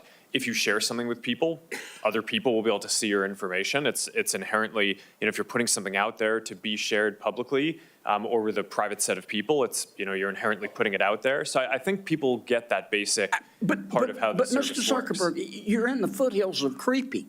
You track people who aren't even Facebook users. You track your own people, your own users who are your product, even when they're not on Facebook. I'm going to land this plane pretty quickly, Mr. Chairman. I mean, it's creepy. And I understand you make a lot of money doing it, but I just wonder if our technology is greater than our humanity. I mean, let me ask you this final question. Instagram is harmful to young people, isn't it? Senator, I disagree with that. That's not what the research shows on balance. That doesn't mean that individual people don't have issues and that there aren't things that we need to do to help provide the right tools for people. But across all of the research that we've done internally, I mean, the survey that the senator previously cited, there are 12 or 15 different categories of harm that we asked teens if they felt that Instagram made it worse or better. And across all of them, except for the one that Senator Hawley cited, more people said that using Instagram made the different issues that they face, Mr. Zuckerberg. either positive or. We just have to agree to disagree. If you believe that Instagram, I'm not saying it's intentional, but if you agree that Instagram, if you think that Instagram is not hurting millions of our young people, particularly young teens, particularly young women, you shouldn't be driving. It is. Thanks. Senator Butler. Thank you, Mr. Chair, and thank you to our panelists who've come to have an important conversation with us. Most importantly, I want to appreciate the families who have shown up to continue to be remarkable champions of your children and your loved ones, for being here, and in particular to California families that I was able to just talk to on the break, the families of Sammy Chapman from Los Angeles and Daniel Puerta from Santa Clarita. They are here today and are doing some incredible work to not just protect the memory and legacy of their boys, but the work that they're doing is going to protect my 9-year-old. And that is indeed why we're here. There are a couple questions that I want to ask some individuals. Let me start with a question for each of you. Mr. Citron, have you ever sat with a family and talked about their experience and what they need from your product? Yes or no? Yes, I have spoken with parents about how we can build tools to help them. Mr. Spiegel, have you sat with families and young people to talk about your products and what they need from your product? Yes, Senator. Mr. Hsu? Yes, I just did it 2 weeks ago, for example. I don't want to know what you did for the hearing prep, Mr. Chu. I just wanted to know if it's an you example. did anything Senator, in it's an terms example. of designing the product that you are creating. Mr. Zuckerberg, have you sat with parents and young people to talk about how you design product for your consumers? Yes, over the years, I've had a lot of conversations with parents. You know, that's interesting, Mr. Zuckerberg, because we talked about this last night and you gave me a very different answer. I asked you this very question. Well, I told you that I didn't know what specific processes our company had. No, Mr. for Zuckerberg, answering. you said to me that you had not. I must have misspoke. I want to give you the room to misspeak, Mr. Zuckerberg, but I asked you this very question. I asked all of you this question, and you told me a very different answer when we spoke. But I won't belabor it. Can I, a number of you have talked about X, Ms. Giacarino, have you talked to parents directly, young people, about designing your product? As a new leader of X, the answer is yes. I've spoken to them about the behavioral patterns because less than 1% of our users are in that age group, but yes, I have spoken to them. Thank you, ma'am. Mr. Spiegel, there are a number of parents whose children have been able to access illegal drugs on your platform. What do you say to those parents? Well, Senator, we are devastated that we cannot. To the parents, what do you say to those parents, Mr. Spiegel? I'm so sorry that we have not been able to prevent these tragedies. We work very hard to block all search terms related to drugs from our platform. We proactively look for and detect drug-related content. We remove it from our platform, preserve it as evidence, and then we refer it to law enforcement for action. We've worked together with nonprofits and with families on education campaigns because the scale of the fentanyl epidemic is extraordinary. Over 100,000 people lost their lives last year, and we believe people need to know that one pill can kill. That campaign reached was viewed more than 260 million times on Snapchat. We also Mr. launched. Speaker, there are two fathers in this room who lost their sons. They're 16 years old. Their children were able to get those pills from Snapchat. I know that there are statistics, and I know that there are good efforts. None of those efforts are keeping our kids from getting access to those drugs on your platform. As a California company, all of you, I've talked with you about what it means to be a good neighbor and what California families and American families should be expecting from you. You owe them more than just a set of statistics. And I look forward to you showing up on all pieces of this legislation, all of you, showing up on all pieces of legislation to keep our children safe. Mr. Zuckerberg, I want to come back to you. I talked with you about being a parent to a young child who doesn't have a phone, is not on social media at all. And one of the things that I am deeply concerned with as a parent to a young black girl is the utilization of filters on your platform that would suggest to young girls utilizing your platform the evidence that they are not good enough as they are.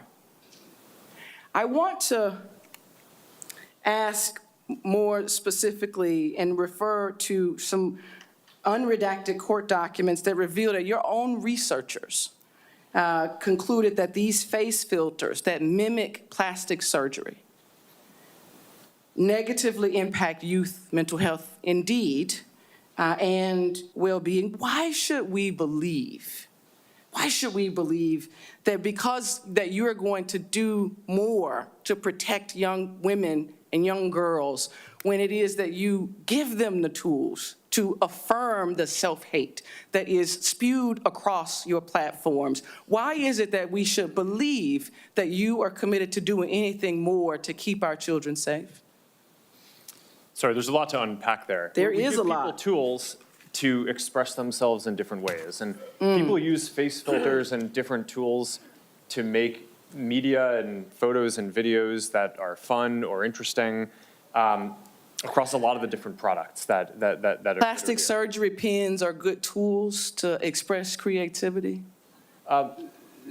Senator, I'm not speaking to that Skin lightening tools are tools to express creativity. This is the direct thing that I'm asking I'm not about. defending any specific one of those. I think that the ability to kind of filter and edit images is generally a useful tool for expression. For that specifically, I'm not familiar with the study that you're referring to, but we did make it so that we're not recommending this type of content to teens. I made no reference to a study, to court documents that revealed your knowledge of the impact of these types of filters on young people generally, young girls in particular. Senator, I disagree with that characterization. I think that there have been hypotheses. Court documents? I haven't seen any document that says Okay, that, Mr. Zuckerberg, my time is up.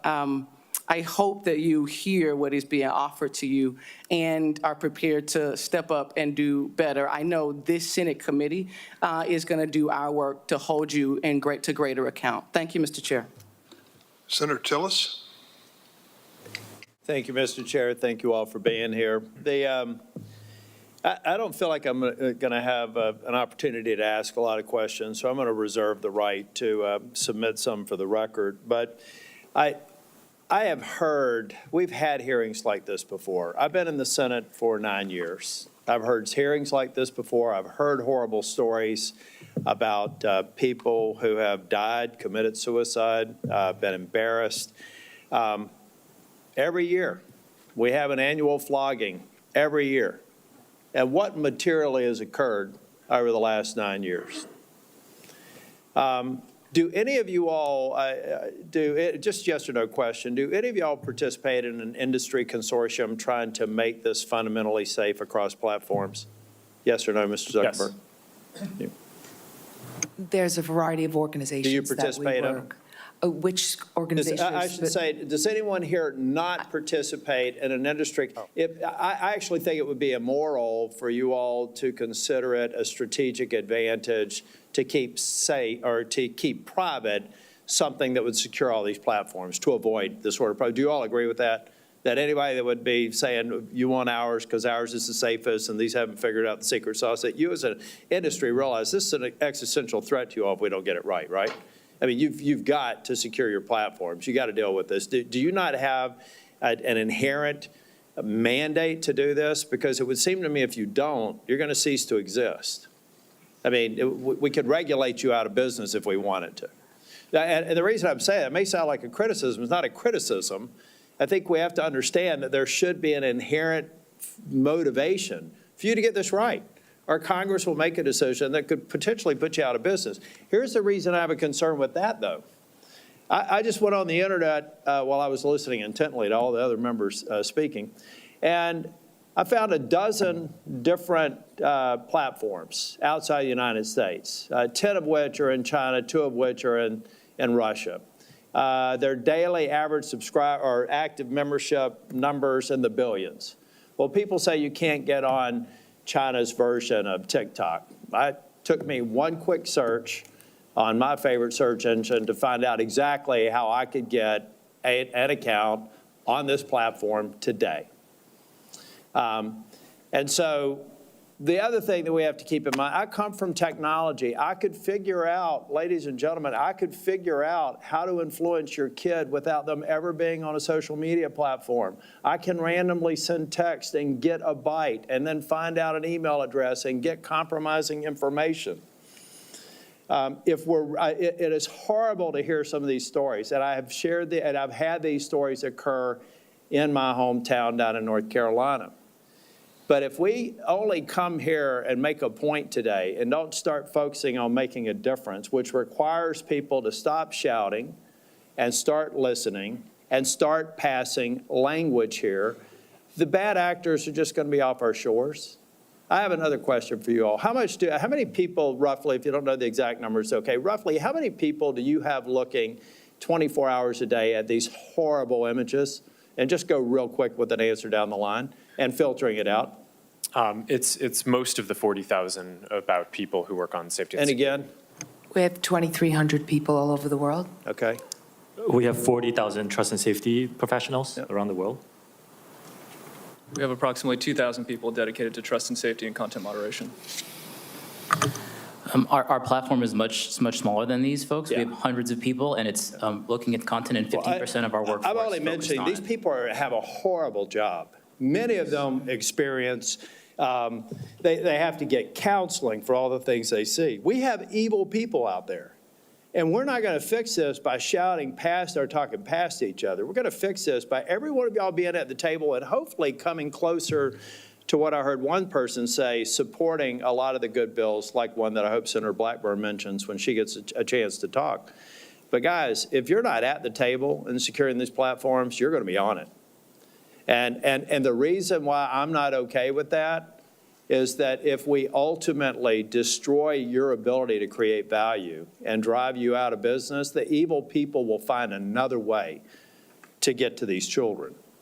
And I do have to admit, I don't think my mom's watching this one, but there is good. We can't look past good that is occurring. My mom, who lives in Nashville, Tennessee, and I talked yesterday, and we talked about a Facebook post that she made a couple of days ago. We don't let her talk to anybody else. That connects my 92-year-old mother with her grandchildren and great-grandchildren. That lets a kid who may feel awkward in school to get into a group of people and relate to people. Let's not throw out the good because we haven't all together focused on rooting out the bad.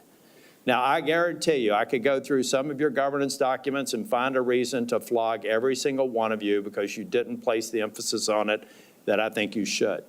But at the end of the day, I find it hard to believe that any of you people started this business, some of you in your college dorm rooms, for the purposes of creating the evil that is being perpetrated on your platforms.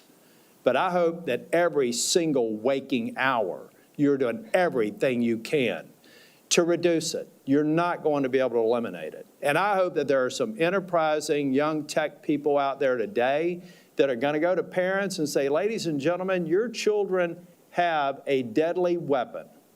They have a potentially deadly weapon, whether it's a phone or a tablet. You have to secure it. You can't assume that they're going to be honest and say that they're 16 when they're 12. We all have to recognize that we have a responsibility to play, and you guys are at the tip of the spear.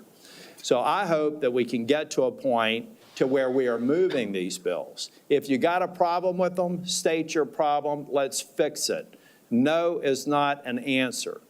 And know that I want the United States to be the beacon for innovation, to be the beacon for safety, and to prevent people from using other options that have existed since the internet has existed to exploit people.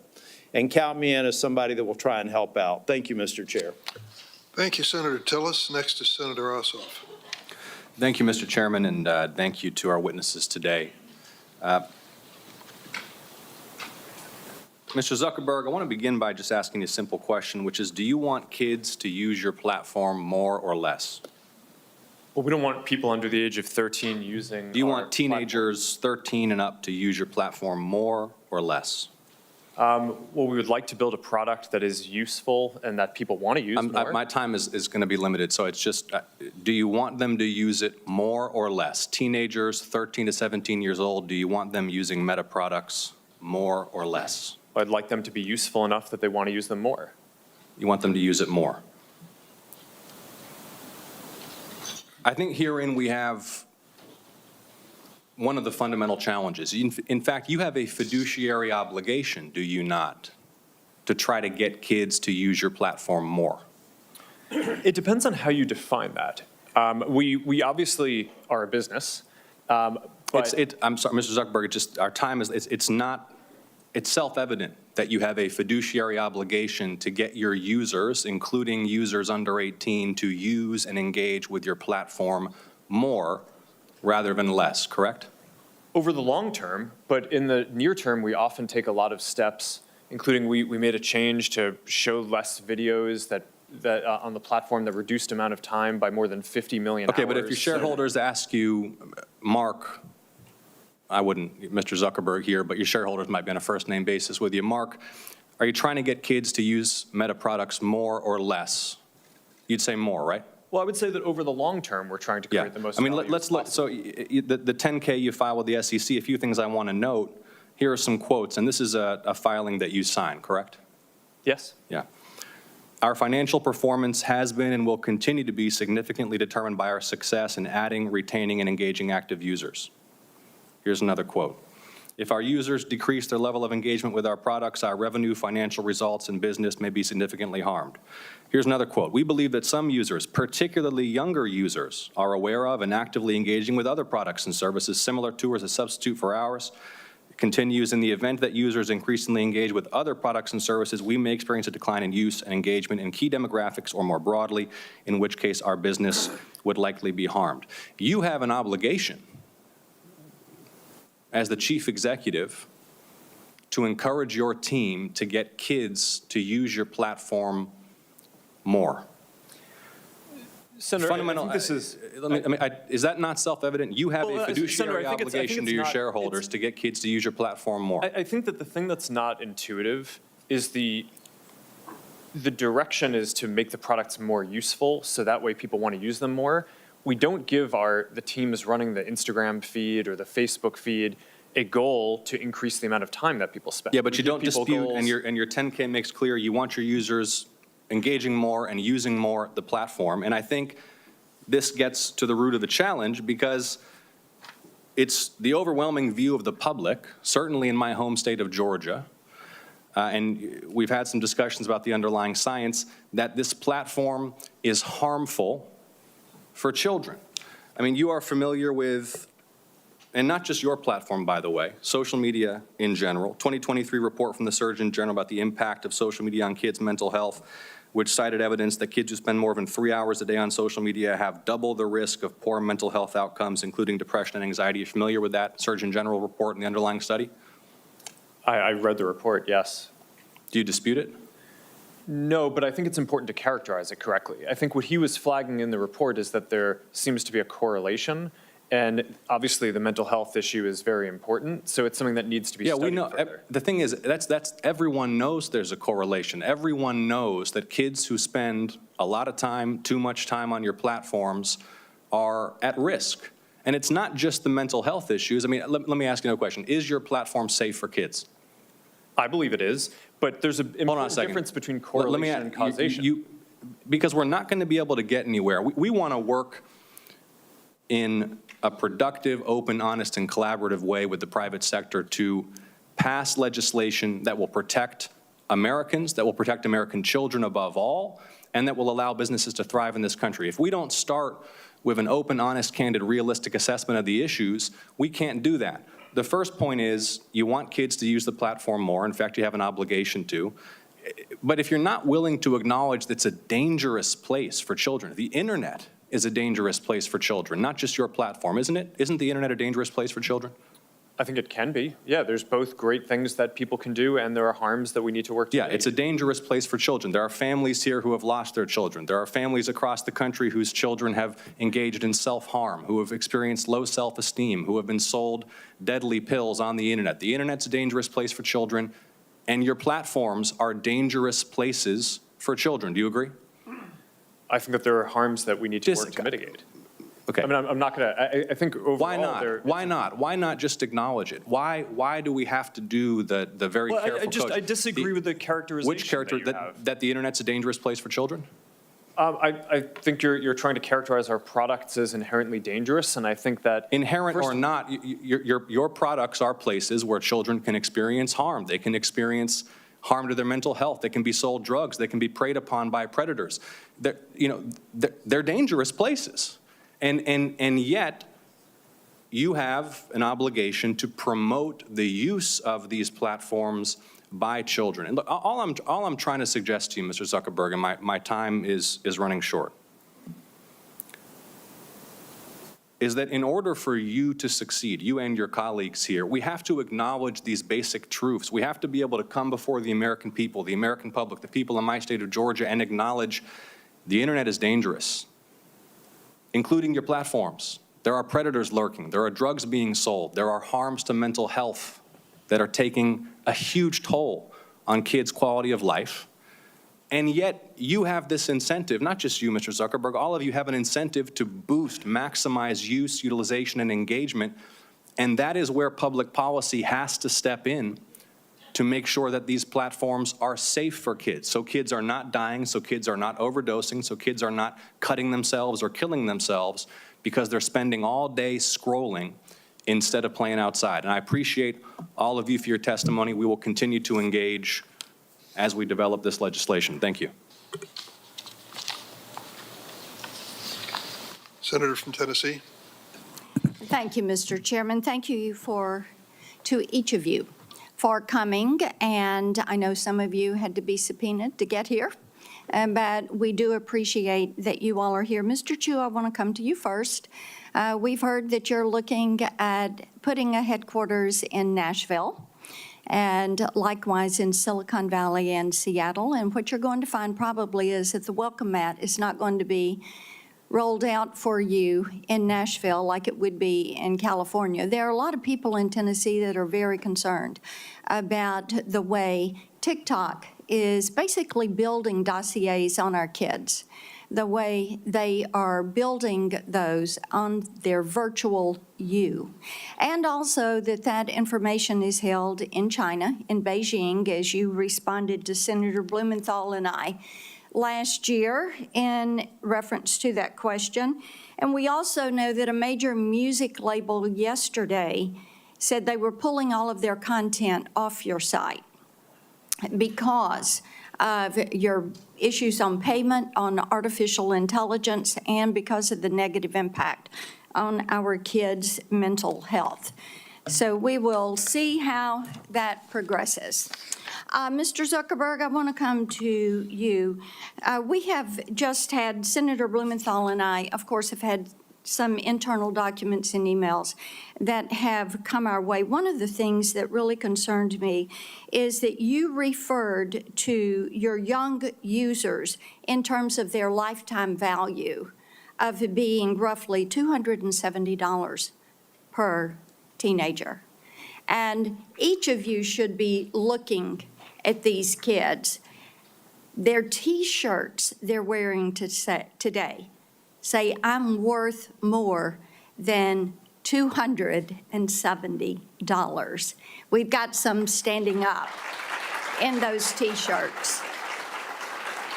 Now,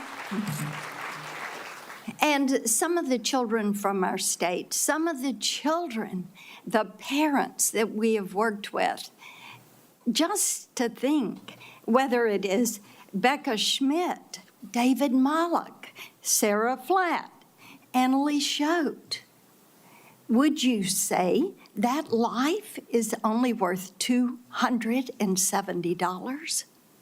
What could possibly lead you? I mean, I listened to that. I know you're a dad. I'm a mom. I'm a grandmom. And how could you possibly even have that thought?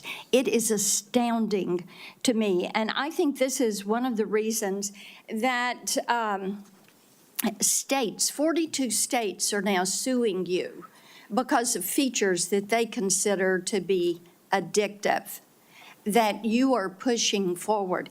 And in the emails that we've got from 2021 that go from August to November, there is the staff plan that is being discussed. And Antigone Davis, Nick Clegg, Sheryl Sandberg, Chris Cox, Alex Schultz, Adam Masseri are all on this chain of emails on the well-being plan. And then we get to one, Nick did email Mark for emphasis, to emphasize his support for the package, but it sounds like it lost out to various other pressures and priorities. See, this is what bothers us. Children are not your priority. Children are your product.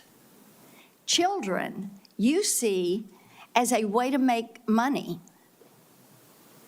And children, protecting children in this virtual space, you made a conscious decision. Even though Nick Clegg and others were going through the process of saying, this is what we do. These documents are really illuminating. And it just shows me that growing this business, expanding your revenue, what you were going to put on those quarterly filings, that was the priority. The children were not. It's very clear. I want to talk with you about the pedophile ring because that came up earlier, and the Wall Street Journal reported on that.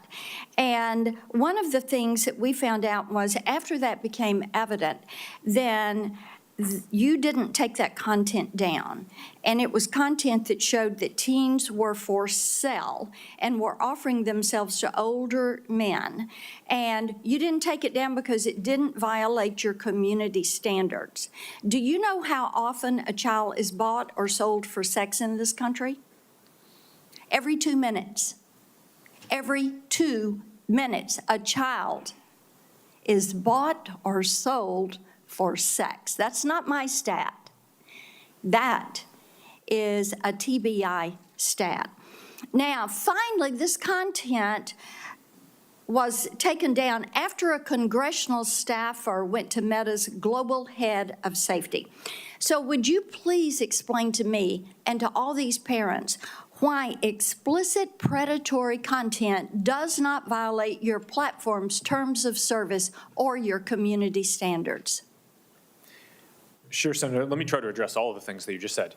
It does violate our standards. We work very hard to take it down. Didn't take it down. We've reported, I think it's more than 26 million examples of this kind of content. Didn't take it down until a congressional staffer brought it up. It may be that in this case, we made a mistake and missed something. I but think we you have- make a lot of mistakes, But we so have, let's we have move leading on. teams that I want to identify more talk than. with you about your Instagram Creators Program and about the push. We found out through these documents that you actually are pushing forward because you want to bring kids in early. You see these younger teenagers as valuable but an untapped audience, quoting from the emails, and suggesting teens are actually household influencers to bring their younger siblings into your platform, into Instagram. Now, how can you ensure that Instagram creators, your product, your program, does not facilitate illegal activities when you fail to remove content pertaining to the sale of minors? And it is happening once every 2 minutes in this country. Senator, our tools for identifying that kind of content are industry leading. That doesn't mean we're perfect. There are definitely issues that we have, but we continue to Mr. invest a ton in it. I Zuckerberg, think- yes, there are a lot that is slipping through. It appears that you're trying to be the premier sex trafficking Of course site not, Senator. in this Senator, country. that's ridiculous. No, it Senator, is not ridiculous. You Of course want to we don't turn want around this- and we tell don't want these this people content that. on our platforms, and we Why don't you take it down? We do take it We down. are here discussing. We do more need work to you take it all down to than- work than- with than- us. No, you're not. You are not. And the problem is, we've been working on this. Senator Welch is over there. We've been working on this stuff for a decade.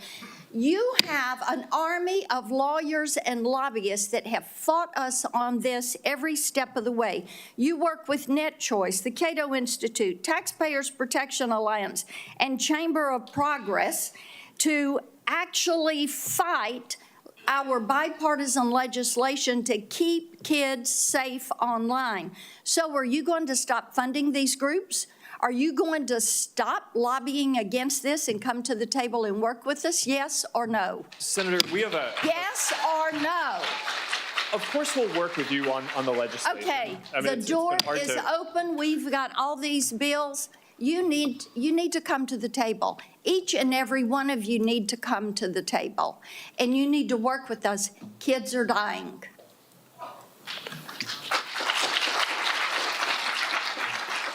Senator Welch? I want to thank my colleague, Senator Blackburn, for her decade of work on this. I actually have some optimism.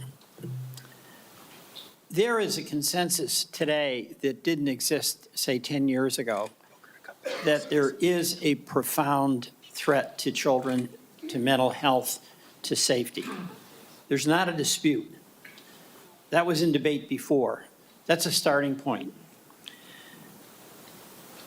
Secondly, we're identifying concrete things that can be done in 4 different areas.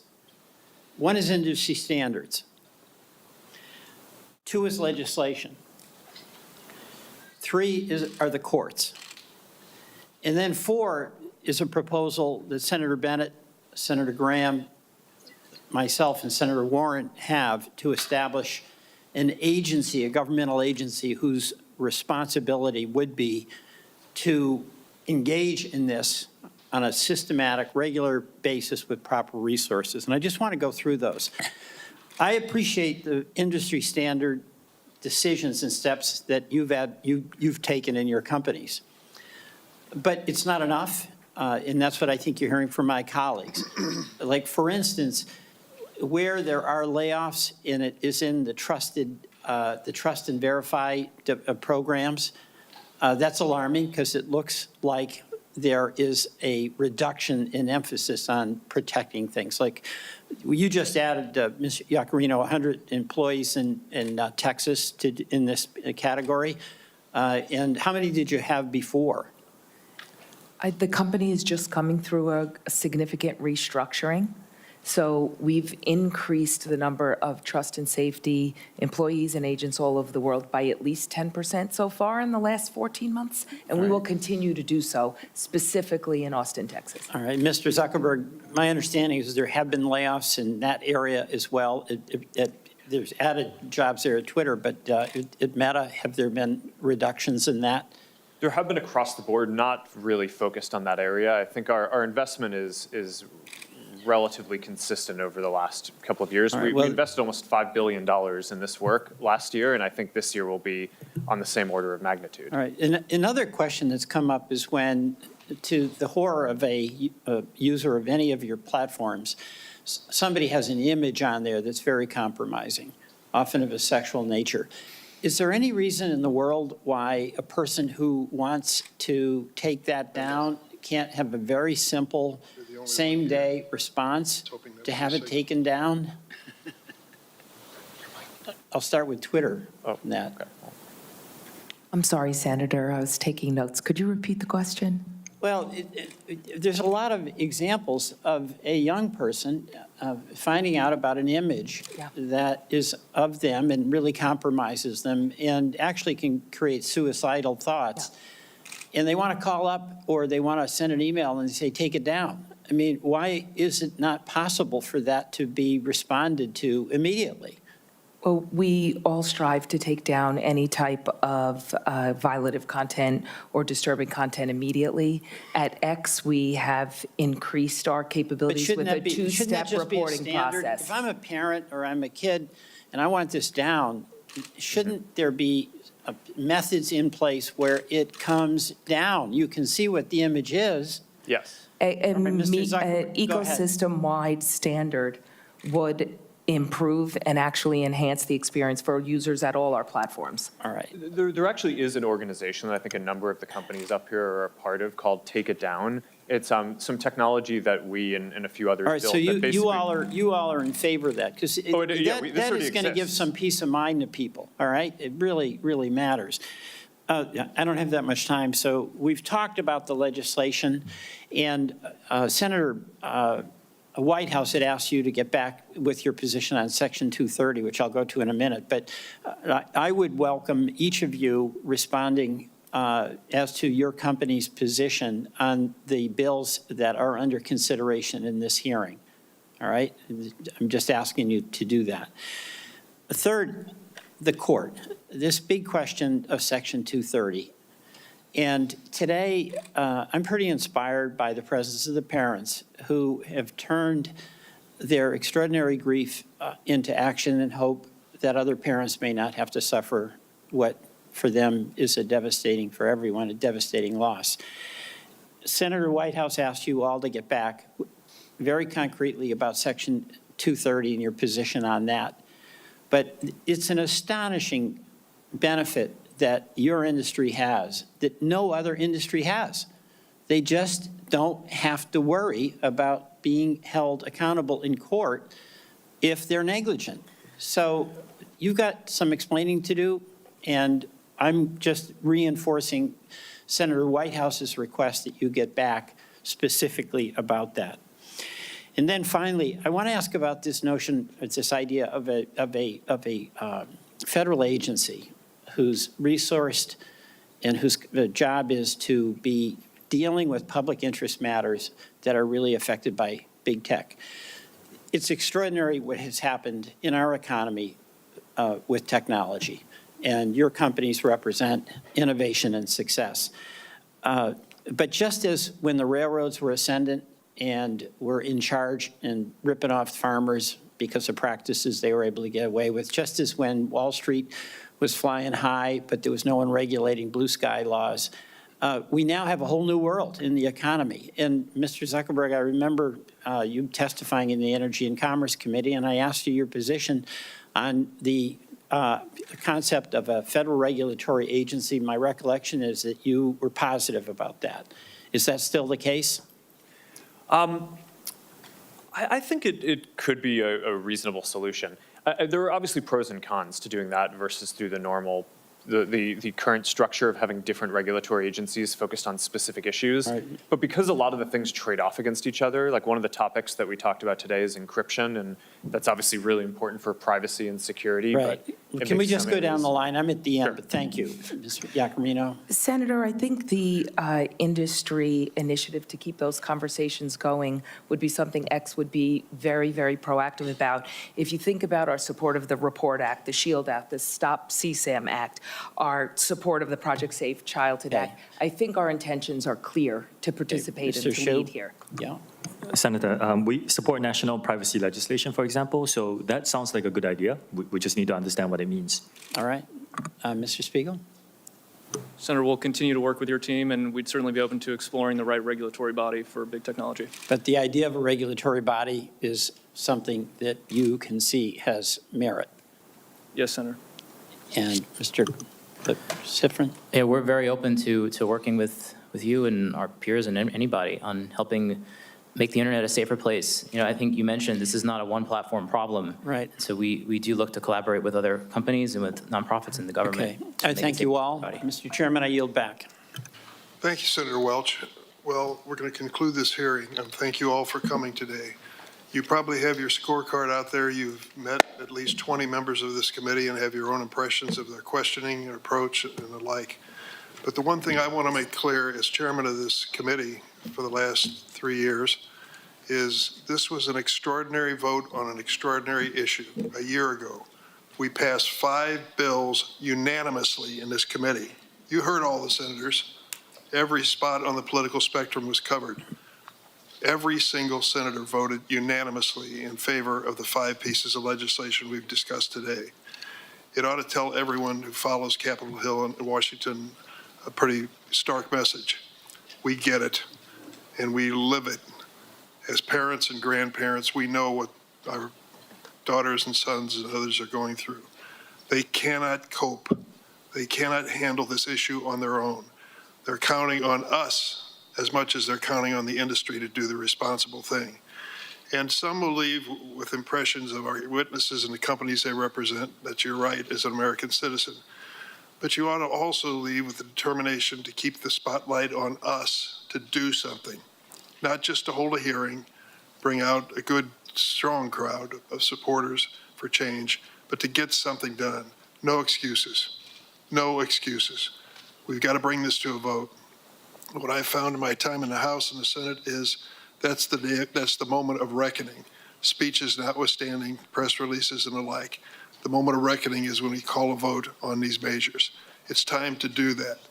I don't believe there's ever been a moment in America's wonderful history when a business or industry has stepped up and said, regulate us, put some legal limits on us. Businesses exist by and large to be profitable. And I think that we got to get behind that and say profitability at what cost. Senator Kennedy, a Republican colleague, said, is our technology greater than our humanity? I think that is a fundamental question that he asked. What I would add to it, are our politics greater than technology? We're going to find out. I want to thank a few people before we close up here. I've got several staffers who've worked so hard on this. Alexandra Gelber, thank you very much, Alexandra. Jeff Hansen, Scott Jorgensen. Last point I'll make, Mr. Zuckerberg, is just a little advice to you. I think your opening statement on mental health needs to be explained because I don't think it makes any sense. There is a parent in this room who's had a child that's gone through an emotional experience like this that wouldn't tell you and me they changed right in front of my eyes. They changed. They hold themselves up in their room. They no longer reached out to their friends. They lost all interest in school. These are mental health consequences that I think come with the abuse of this right to have access to this kind of technology. So I see my colleague said, you want to say a word? I think it was a good hearing. I hope something positive comes from it. Thank you all for coming.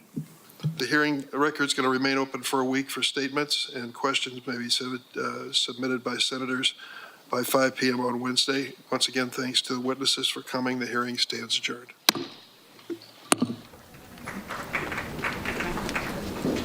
Just keep a path here, folks. Good. Thank you. Watch your step here. Watch your step here.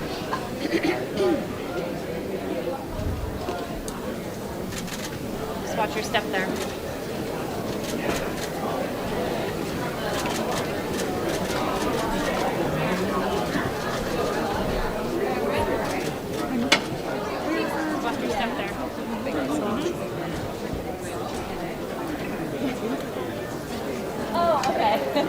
My name's Ashley.